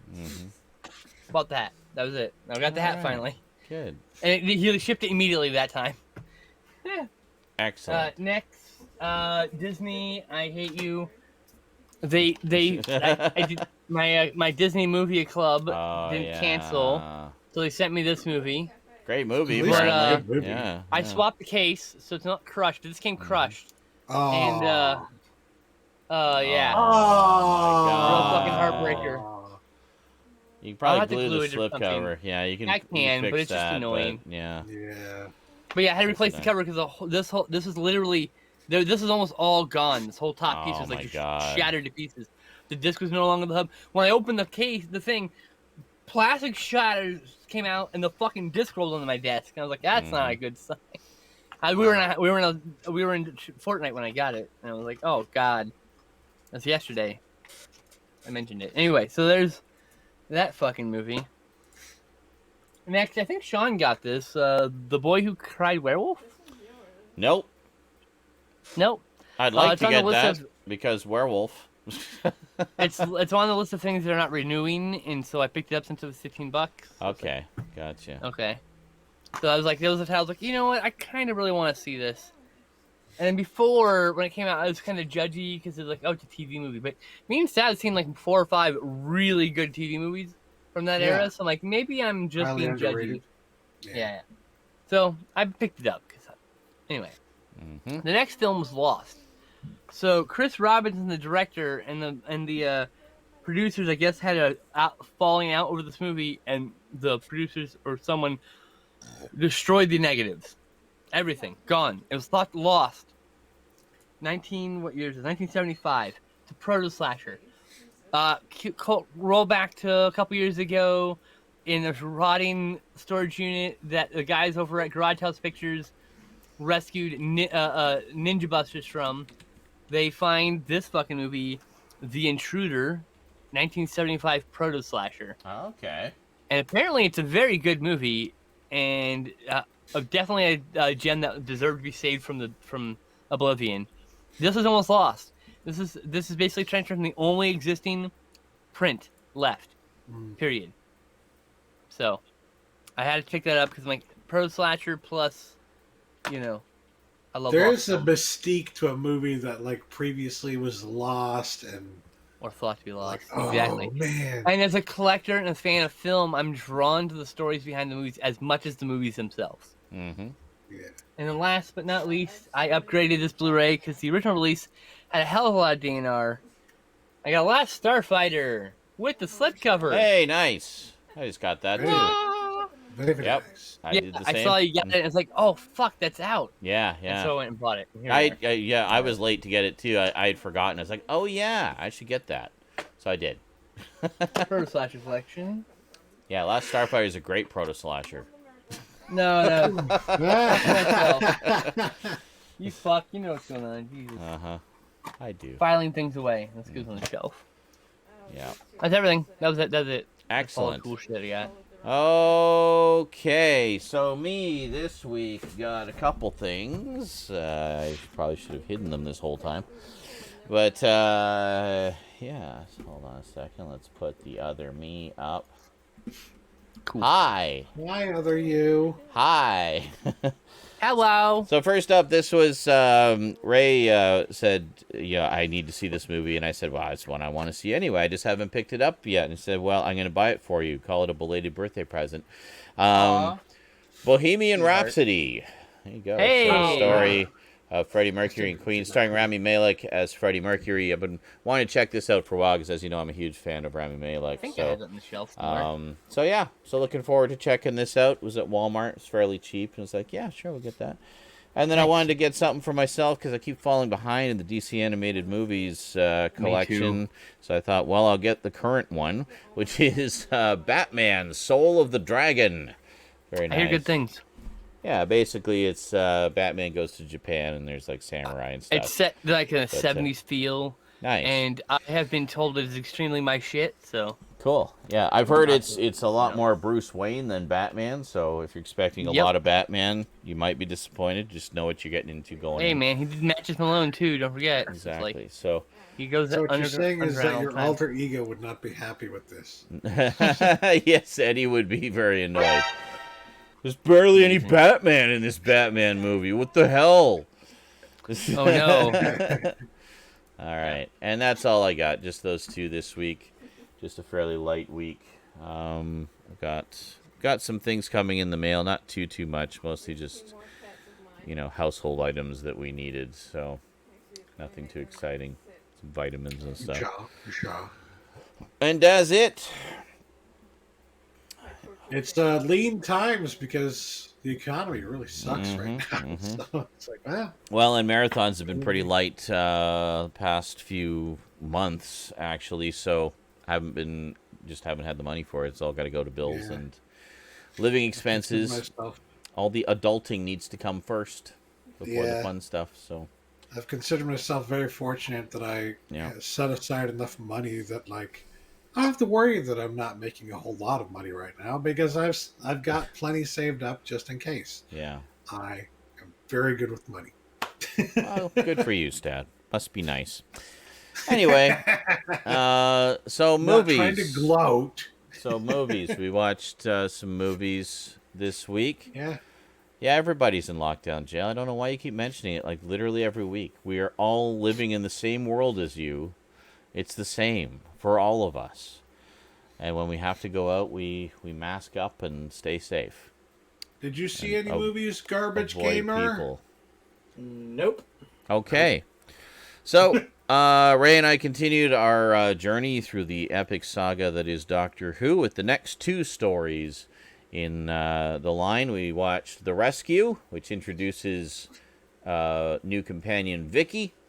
And we also watched The Romans, in which the Doctor and the gang go back to Roman times and meet in the time of Caesar Nero and the burning of Rome. So they're there like at a pretty significant part in the history of the Roman Empire, and it's a lot of fun. It's a straight up historical. It's a bit of a farce. There's a lot of comedic elements to it. Was it Ian accidentally they're basically being in the process of getting kidnapped to be sold as slaves, Ian and Barbara. Vicky and the Doctor have gone off to Rome just to, hang around and check things out. And as they're being accosted by the slave traders, Barbara picks up a vase to try to clock one of them over the head, but she ends up knocking out Ian instead. So Ian gets knocked unconscious and dragged off and sold into slavery, like in a galley on a ship. Row. And then Barbara gets sold into slavery as an assistant to the emperor. And there's just an abundance of slavery in this. And the doctor gets mistaken for a famous lyre player, and basically just decides to carry on the charade because he's uncovering a potential plot to murder the emperor. And there's just all this. It's like a huge comedy of errors like throughout the whole thing. It's just everybody just kind of gets sucked into these situations and has to deal with it. It's a lot of fun. I've actually always really enjoyed that story. It's a little bit more of a comedic turn than we had seen in the previous season, but I thought it worked really well. It was a lot of fun. We enjoyed it. Kind of sounds like something happened on the way to the Forum, or whatever the heck that movie's Could called. be, That is yeah. indeed the name of the title. Yeah. Yeah. Okay. But then we were kind of wanting to watch some scary stuff, so Oh, goody. Ray hasn't seen a lot of movies, so I thought, well, let's pick some good stuff that you may have heard of but not seen. So we watched the first Saw, because she'd never seen any of the Saw movies all the way through. That's awesome. You gotta watch Saw. Saw's a good time. I like it. So she enjoyed it. She thought she liked the mystery of it and everything, and the deviousness of the traps and the convoluted plot of Jigsaw. And I'm like, just wait till we get into the sequels. You think this is convoluted, but but that was good. So it was great. It was good fun to watch that again. And then we did a double feature that night. So then we watched It Follows, which is great. I really like this one a lot. I forgot what an amazing synthesizer score this movie has. It's such a great score. But So Carpenter-esque, but I really liked It Follows. It's one of those. It's kind of a slow burn. It's about this creature that it will target you, and it'll be like constantly moving towards you wherever you are in the world, but it only ever walks, so it moves at walking speed. So I think, oh, well, that's pretty easy to get ahead of it. Yeah, but what if you have to sleep and stuff? I mean, there's like a lot of ways it can get you. Well, hold on. Sorry, go ahead. And the other thing is, it can look like anyone. It can look like someone you know. It can look like a complete stranger. You'll never know for sure who it is, but it is always coming for you. So there's a really funny fan theory. Is if you went to the International Space Station, how does it get to you? Yes. Does it follow you on a linear path? Is it just following you on the Earth, looking up? This old man just walking around looking up. I mean, can you imagine that? You're like, what the fuck is this guy doing? But chances are, horny teenage girl who got targeted by the thing isn't going to be able to get onto the International Space Station, so it's a moot point. Yes. I just thought that was a really funny fan theory that he'd just be like, he'd just stand there like, right? She'll come down eventually, but but yeah. Anyway, I really liked that one a lot, and enjoyed watching it again. Next up, we decided to have a triple bill, or what I like to call a trippy bill. We wanted some sci-fi movies with very trippy visuals because we may have been enjoying some substances. So, first up, watched the director's cut of The Lawnmower Man, which I have not seen in a very long time. And this is the nice collector's edition from Scream Factory. I've always really liked The Lawnmower Man. It basically made me a huge fan of Jeff Fahey, because I thought he really played the evolution of Job from simple-minded, gardener to scary super genius. It reminded us a lot, actually, of the original aired pilot of Star Trek, the original series, specifically the episode where No Man Has Gone Before, where one of Kirk's friends, through a space accident, ends up getting incredibly powerful psychic abilities. And Job in The Lawnmower Man evolves in a very similar way to how the character in the Star Trek episode did, where he's able to absorb information very quickly and read very fast, and and gains psychic abilities, telepathy, telekinesis, things like that.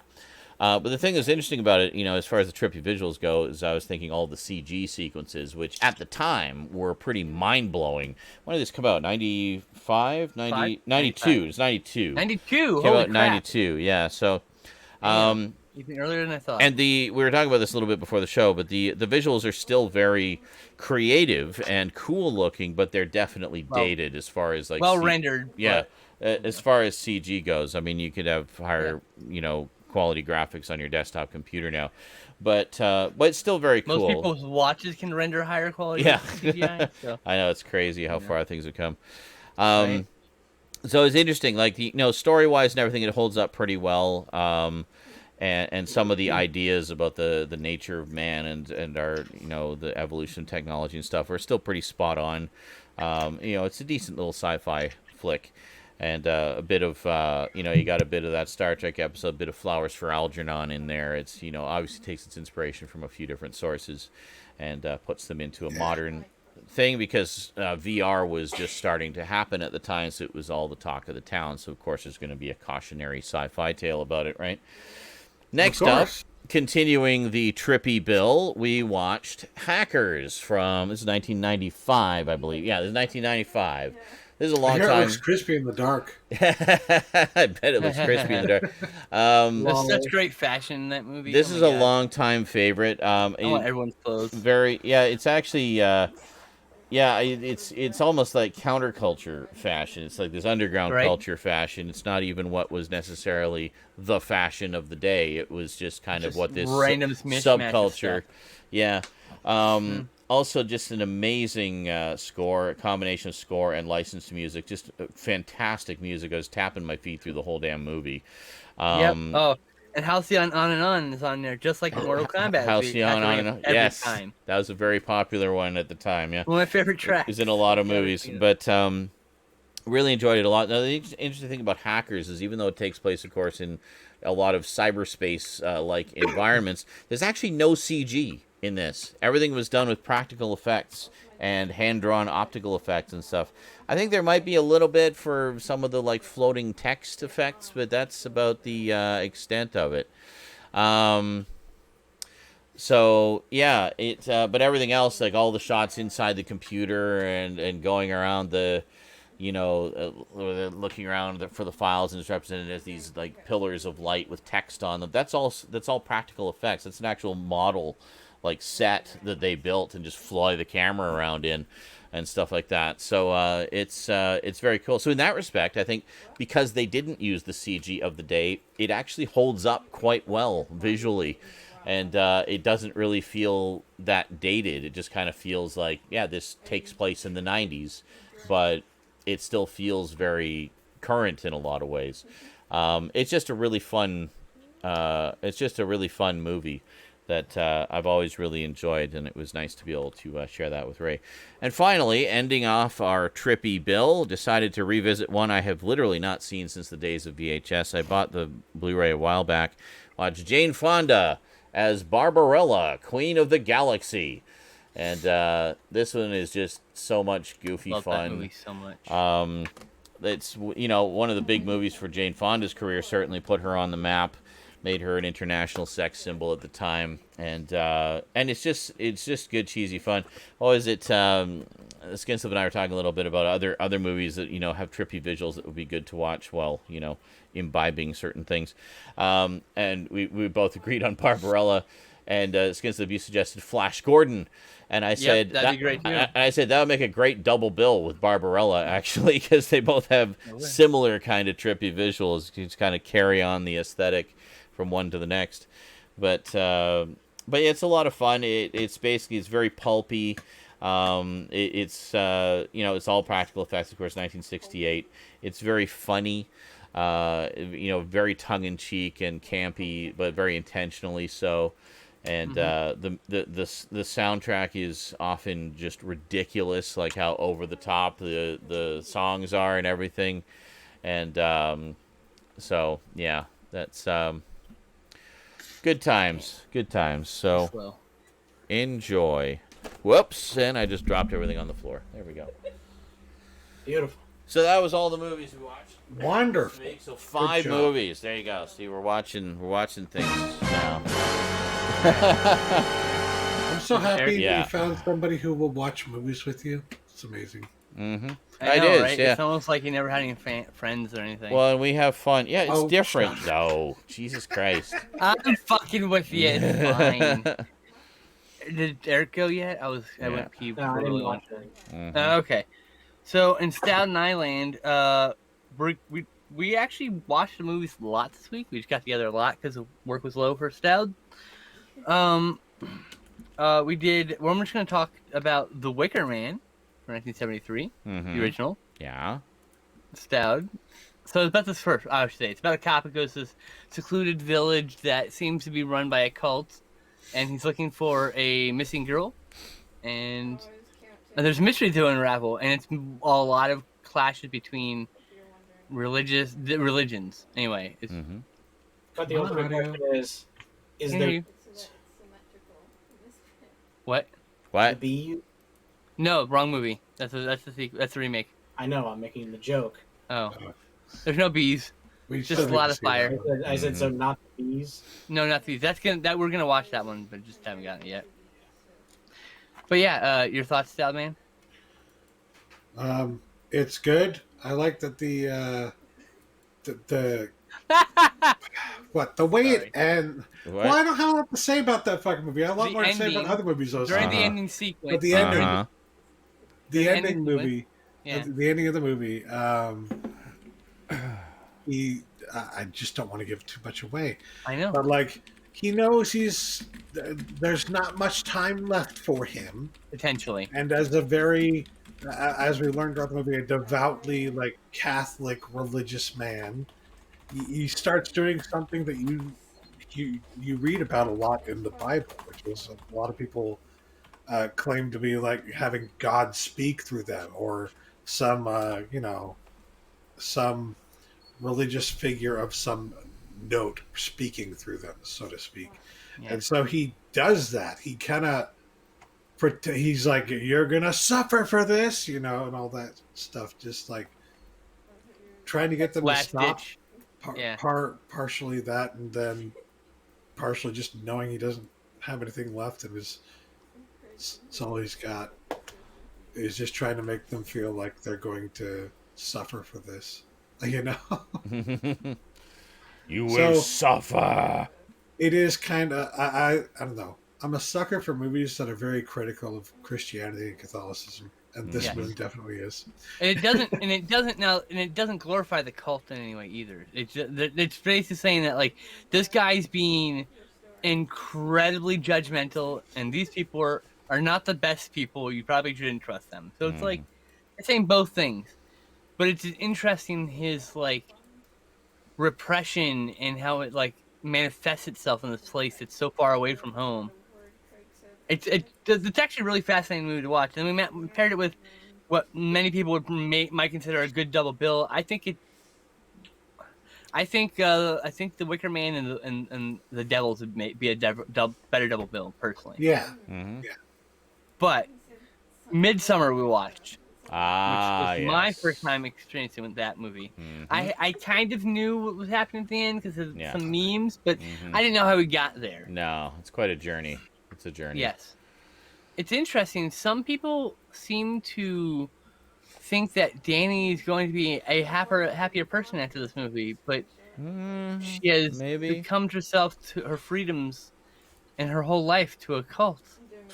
Maybe that I mean, like, makes her happy, though. She, you know. I mean, I don't. I think that's the thing is there's not.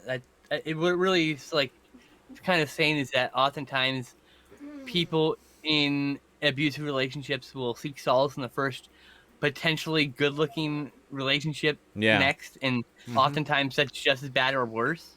True. Yeah. And so that would be the cult in this case with the next relationship, right?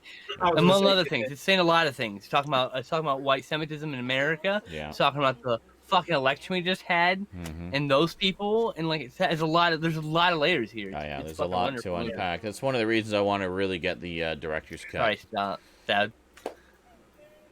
What? Sorry, what? Stoud. I know What? you're having a problem over there with the Oh, sound. yeah.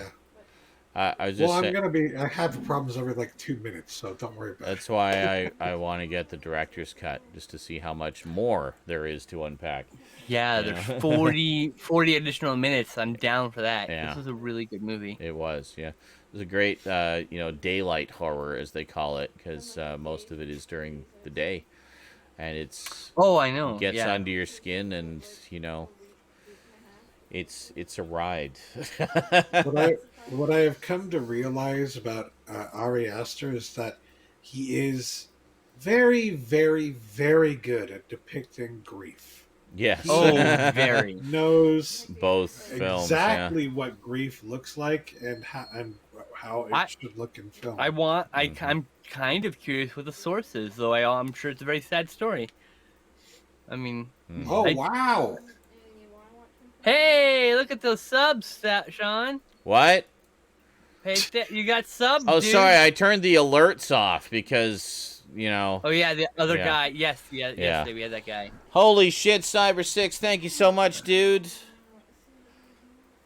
Gift subs out very the good. ass. Your drink. Excellent. Hang out with us for a little bit. Oh, yeah. So, yeah. Cyber6 I always gives subs when he's drink. It's interesting. I think it's interesting that, like, in another way, like the reading the ending of A Midsummer as a happy ending proves that many people can be seduced by the facade of a cult. Yeah. Even very liberals. Well, everybody, just people. Yeah. Political People, yeah. affiliation doesn't matter. Oftentimes when you're gaslit, it takes talking to somebody else outside of the situation to even realize it. I mean, I've Yeah. been gaslit and not like Oh, yeah, same. and not realize it until I talk to like Justin or whoever. Like, yeah, that sounds like gaslighting. Like, God damn it, you're right, What are you motherfucker. talking about? People You're keep fucking crazy. saying it. You've The never fact been is- gaslit. That's insane. What kind of ridiculousness are you spewing? I think Stoudman wants to talk about the nest, though. Oh, the nest. Okay. Stoud, do you want to talk about the nest? Hold on. That was a say comedic something. example of gaslighting, You want to talk by about the the way. nest? Do I want to talk about the nest? Yes. Yes. Okay. Here you go. So, I liked this movie probably far more than I should have. Okay. It's cheesy as fuck. Skinslip just mentioned to me before the show that it's probably Nanar cinema, and I think that's probably correct. But it's not necessarily good, and a lot of the characters in it are not people you would necessarily like. But I was sold the moment. There's a moment in the fucking movie. It's a killer cockroach movie, like Meat-eating cockroaches. But not bugs are gonna giant get you kind of horror cockroaches. movie, right? But not giant cockroaches humping scantily clad women as the poster art depicts. That does not happen. That does not happen in the film. Yeah. Okay, can I get this to work? Yep. Maybe. La la la la la. So, yeah. Okay. So there's this scene later in the movie that I almost want to set this up.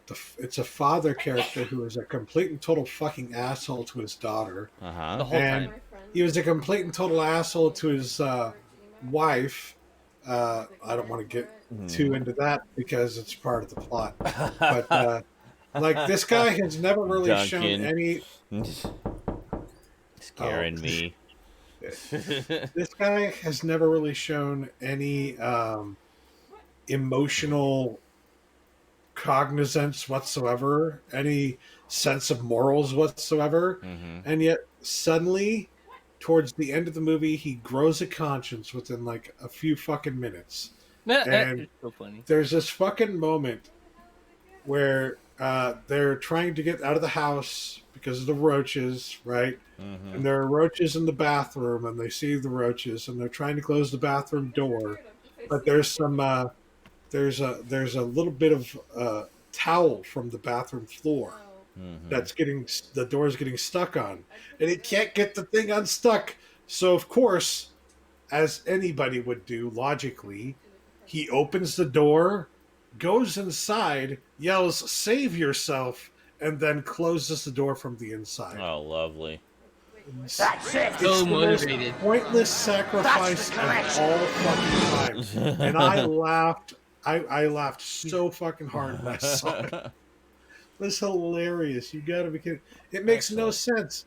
Why wouldn't you just go in slightly and then fucking kick the towel in and then close the door from the outside? I don't know. Why Logic, sacrifice reason. yourself to the fucking cockroaches, you know? Hey, Sean, you got more subs. Did I? Nice. Holy moly, Cyber 6 single-handedly kicking off the hype train almost. Actually, Hype no, there was train! Duncan and JL. Wow, Hype look at train. that. Boom, boom, boom. Hype yeah. train. The last thing I want to say about this movie Oh, is we already, fucking- hold on. We already finished level 1 because there's so many gift subs. Damn. We're already on to level So- 2. So if you contribute at least 100 bits, or if you gift us at least one sub, Sub or gift you should sub. be able to get. Yeah. You should be able to get at least one free emote, no matter what, at this point. That's So, right. there you That's go. right. You know it. So the last thing I wanted to say about this Thanks, movie guys. is that the practical effects are fucking fantastic. Nice. They are really, really good. Excellent. I like them a lot. Yeah, I've had that one sitting on my shelf for a while. I bought it back in the HMV days because it was cheap. And Yep. it was, you know, I was buying a lot of Scream Factory titles sight unseen because, you know, they were cheap. And I was discovering a lot of hidden gems doing so. And then they became not cheap. So I buy less of them now. And then the only thing I want to talk about is this movie by Brian Usna called Necronomicon. Ooh. Sean, you're gonna want this. Okay. It's H.P. Lovecraft anthology movie in which Sold. fucking Reanimator himself plays H.P. Lovecraft. Oh, yes. Definitely. Jeffrey Combs wearing. Combs. Jeffrey Combs got the. Yeah. He's got prosthetics on, but he's Yeah. he's playing H.P. Lovecraft. Nice. When it's Brian Writing down Yuz. these stories from the Necronomicon. And that it's he's Brian reading. Yuzna, so I mean that's Yeah. Holy shit, Duncan! So Just dropped- it's H.P. Love. Hold on, just dropped Wow. $50 on the stream. Thank you so much, Duncan. We're gonna add that to tomorrow's time, actually, because we. So it's H.P. Lovecraft looking for inspiration. That's all I wanted to say real quick. That was excellent. Very it. The good. effects work is amazing. Necronomicon. Yeah, I think I've heard of that one. I just hadn't got around to Got seeing a it. foreign Blu-ray that I think might be locked. I'm not sure. That Necronomicon. does yeah. not add to the hype train, sadly. But all you Justin, have to- It has to does be not free. add to the hype train, but it you hear adds me, to my Justin? wallet. So Yeah. thank you. grandmother's house. Did you want to talk about that? Oh, God, that was also good It also for- adds to the for marathon cheesy for reasons. tomorrow. It's too good. Oh, we already talked about our sorry, what? What, Justin? You don't want to talk about your grandmother's house? I didn't say that, but I Oh. said that was also good for bad reasons, or Good for bad reasons. cheesy reasons. You know. Uh-huh. All I will say about Grandmother's House is that there's a plant One and bit. payoff. There is a plant and payoff in that movie Uh-huh. of a goose attack. Oh yeah. In other words, Hola, fuckers! they tell you, they warn you, oh, be careful, don't go in that pen with those geese. They'll attack you. Holy And moly. that's the plant and payoff. They pay Yep. off. We All right, one more thing to talk about. we got more from Smeghound for some bits to add to the hype train. We got a whole bunch of gift subs coming in. We got, what is it? Yeah, Worm Disease gifted a sub to Michelle O'Toole. And we're sitting at 21% on the hype train. Much So deserved. there you go. And we added an extra hour to the marathon tomorrow thanks to Duncan, which gives us a total of 3.5 hours for Sunday Beautiful. thus far. So there you go. The last thing I Thank wanna you very talk much about, for that, Duncan, by the way. I appreciate that, dude. Sorry, So go ahead. Did you want to talk about Grandmother's house actually, Justin? No, I Or just no? want to mention that one thing. Okay, we talked about it on our show. So if you want to go back, it's uploaded on my YouTube, Couch Tomatoes, the latest episode. I wanted to briefly talk about that. 16-year-old me saw on UPN this thing called Real Vampires Exposed, 1998. And then right after it, there's this weird mockumentary, which I thought was a documentary at the time, called Alien Abduction Incident in Lake County, which is the original airing of this documentary, which had no information about a director, had no synopsis for the cast. It just said this is a special presentation, and then this mockumentary, which incorporates footage from the McPherson tape, is in it. Wrong. The same director, though. You're sort of right. It's actually a straight-up remake of the McPherson tape. It's like the whole thing's a remake. Yeah. But it's not even. It's just like segments of it, because it's actually talking heads talking about this family that disappeared back in 1989, which is when the McPherson tape was. But you're right. He did. You're right. They refilmed the scenes. Yeah, because if you look, it's actually different actors. It's also different aliens. And it's different aliens, and there's also more things that happen to pad it out to 90 minutes. And this is only an hour long, and this is the TV airing, the original TV airing, and it feels like reenactments, which is kind of nice, actually. Yeah. But let me tell you, if you can track this down, it's on this double bill airing. You can find on archive.org. I found it. And I was like, oh really? My God. Oh, nice. Yes. I had the most amazing nostalgia waves looking at this. I was like, I saw this live. My favorite part about this Real Vampires Exposed documentary, one, it's not on any fucking internet database I can find. Okay. Can't find it anywhere. Two, all of this is a weird, kind of slanderous talking about goth clubs. It's just talking about goth clubs and fetish clubs. I have one sounds kind of similar to that. I think it's called The Real Vampire Interviews or something. It's an hour-long video about people who allege that they have encountered real vampires. And, that's cool. This is about people who think they are vampires. Well, hold on. There's that too. But they have they have a couple of they have like 3 people that they're telling their stories, and it actually kind of annoyed me how they edited it, because it had the 3 people telling their very different stories, and we just kind of cut back and forth between them. And it's like, how about just let one person tell their story, then the next person tell their story, instead of jumping all over the place. I actually wanted to capture the video and re-edit it to put all the stories together. And then finally, at the end, it had a couple that participated in blood drinking and considered themselves to be vampires. So, yeah. This documentary talked about people who thought they were vampires, but also just random goth clubs that were taken out of context. Yeah. I posted a photo in the Discord that I wanted to share with the stream. This is one of the supposed vampires, but this guy's name is very familiar. I don't know where you posted it. Original Cram. I put it in Original Cram. Oh, okay. Hold on. It's off my clipboard, so. Alahan Solo. Alahan Solo! Oh my God. That's great. Say it out loud. Alahan Solo. And his last name is Malkador. Lord of the Fangs. It's just, so wait a minute. So many questions. So wait a minute, you found this? Yeah. I need to see this. What? Okay, archive.org you said? Link. Okay. It's also on my cloud storage, of course. Oh, of course. Yeah. I'm a hoarder. All right. Yeah, no, I definitely want to see this. So I just wanted to mention that because I had the major nostalgia vibes watching this double bill. Yeah, I watched this double bill when I was 16 years old. Nice. You know? That's a great double bill. What fun. Right.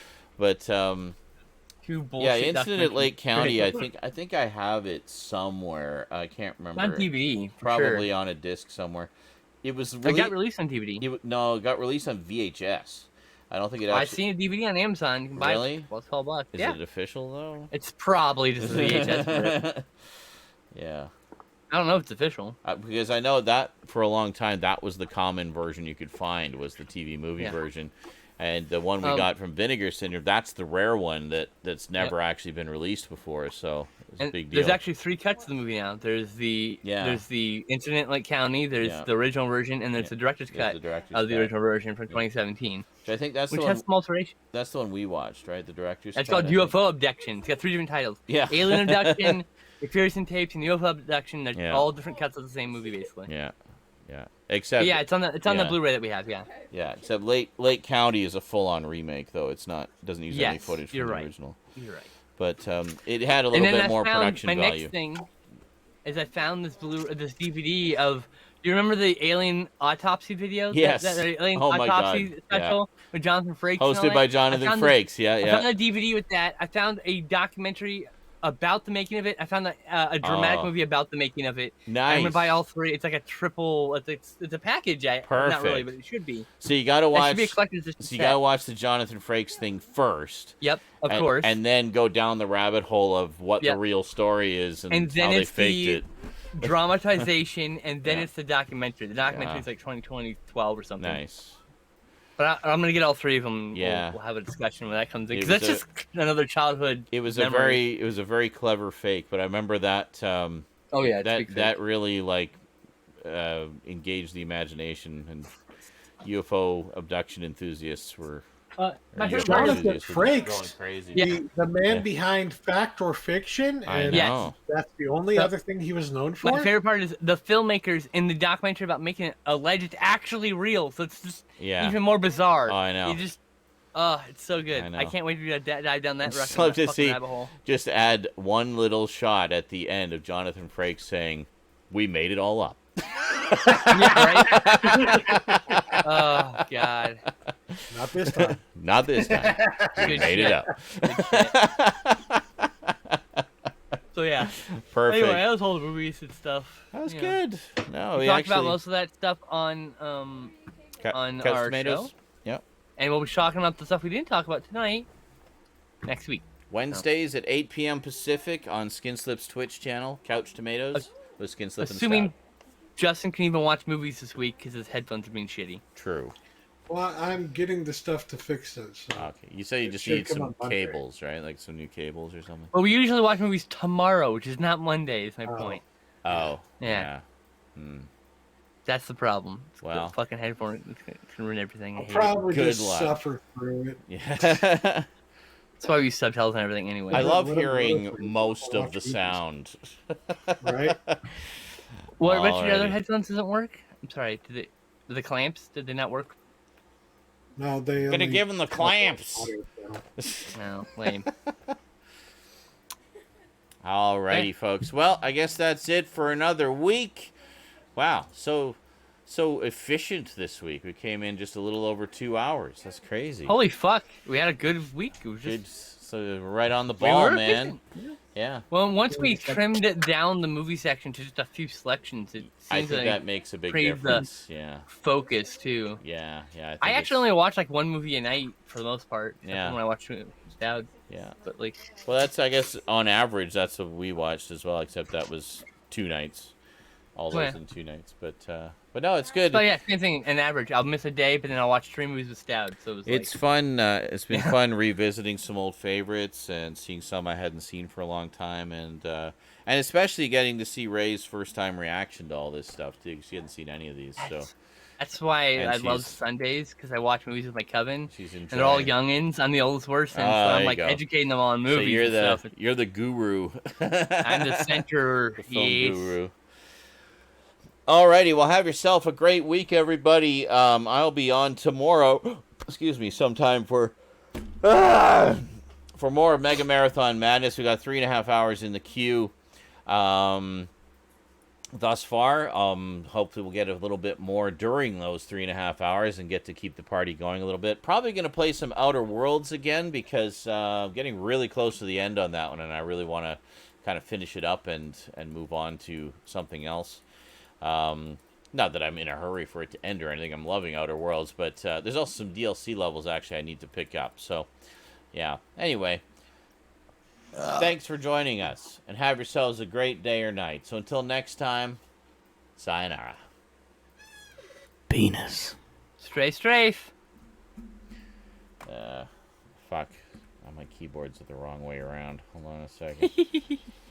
That's what she said. Uh-huh. You can stop waving, Stout. Sure. You're not.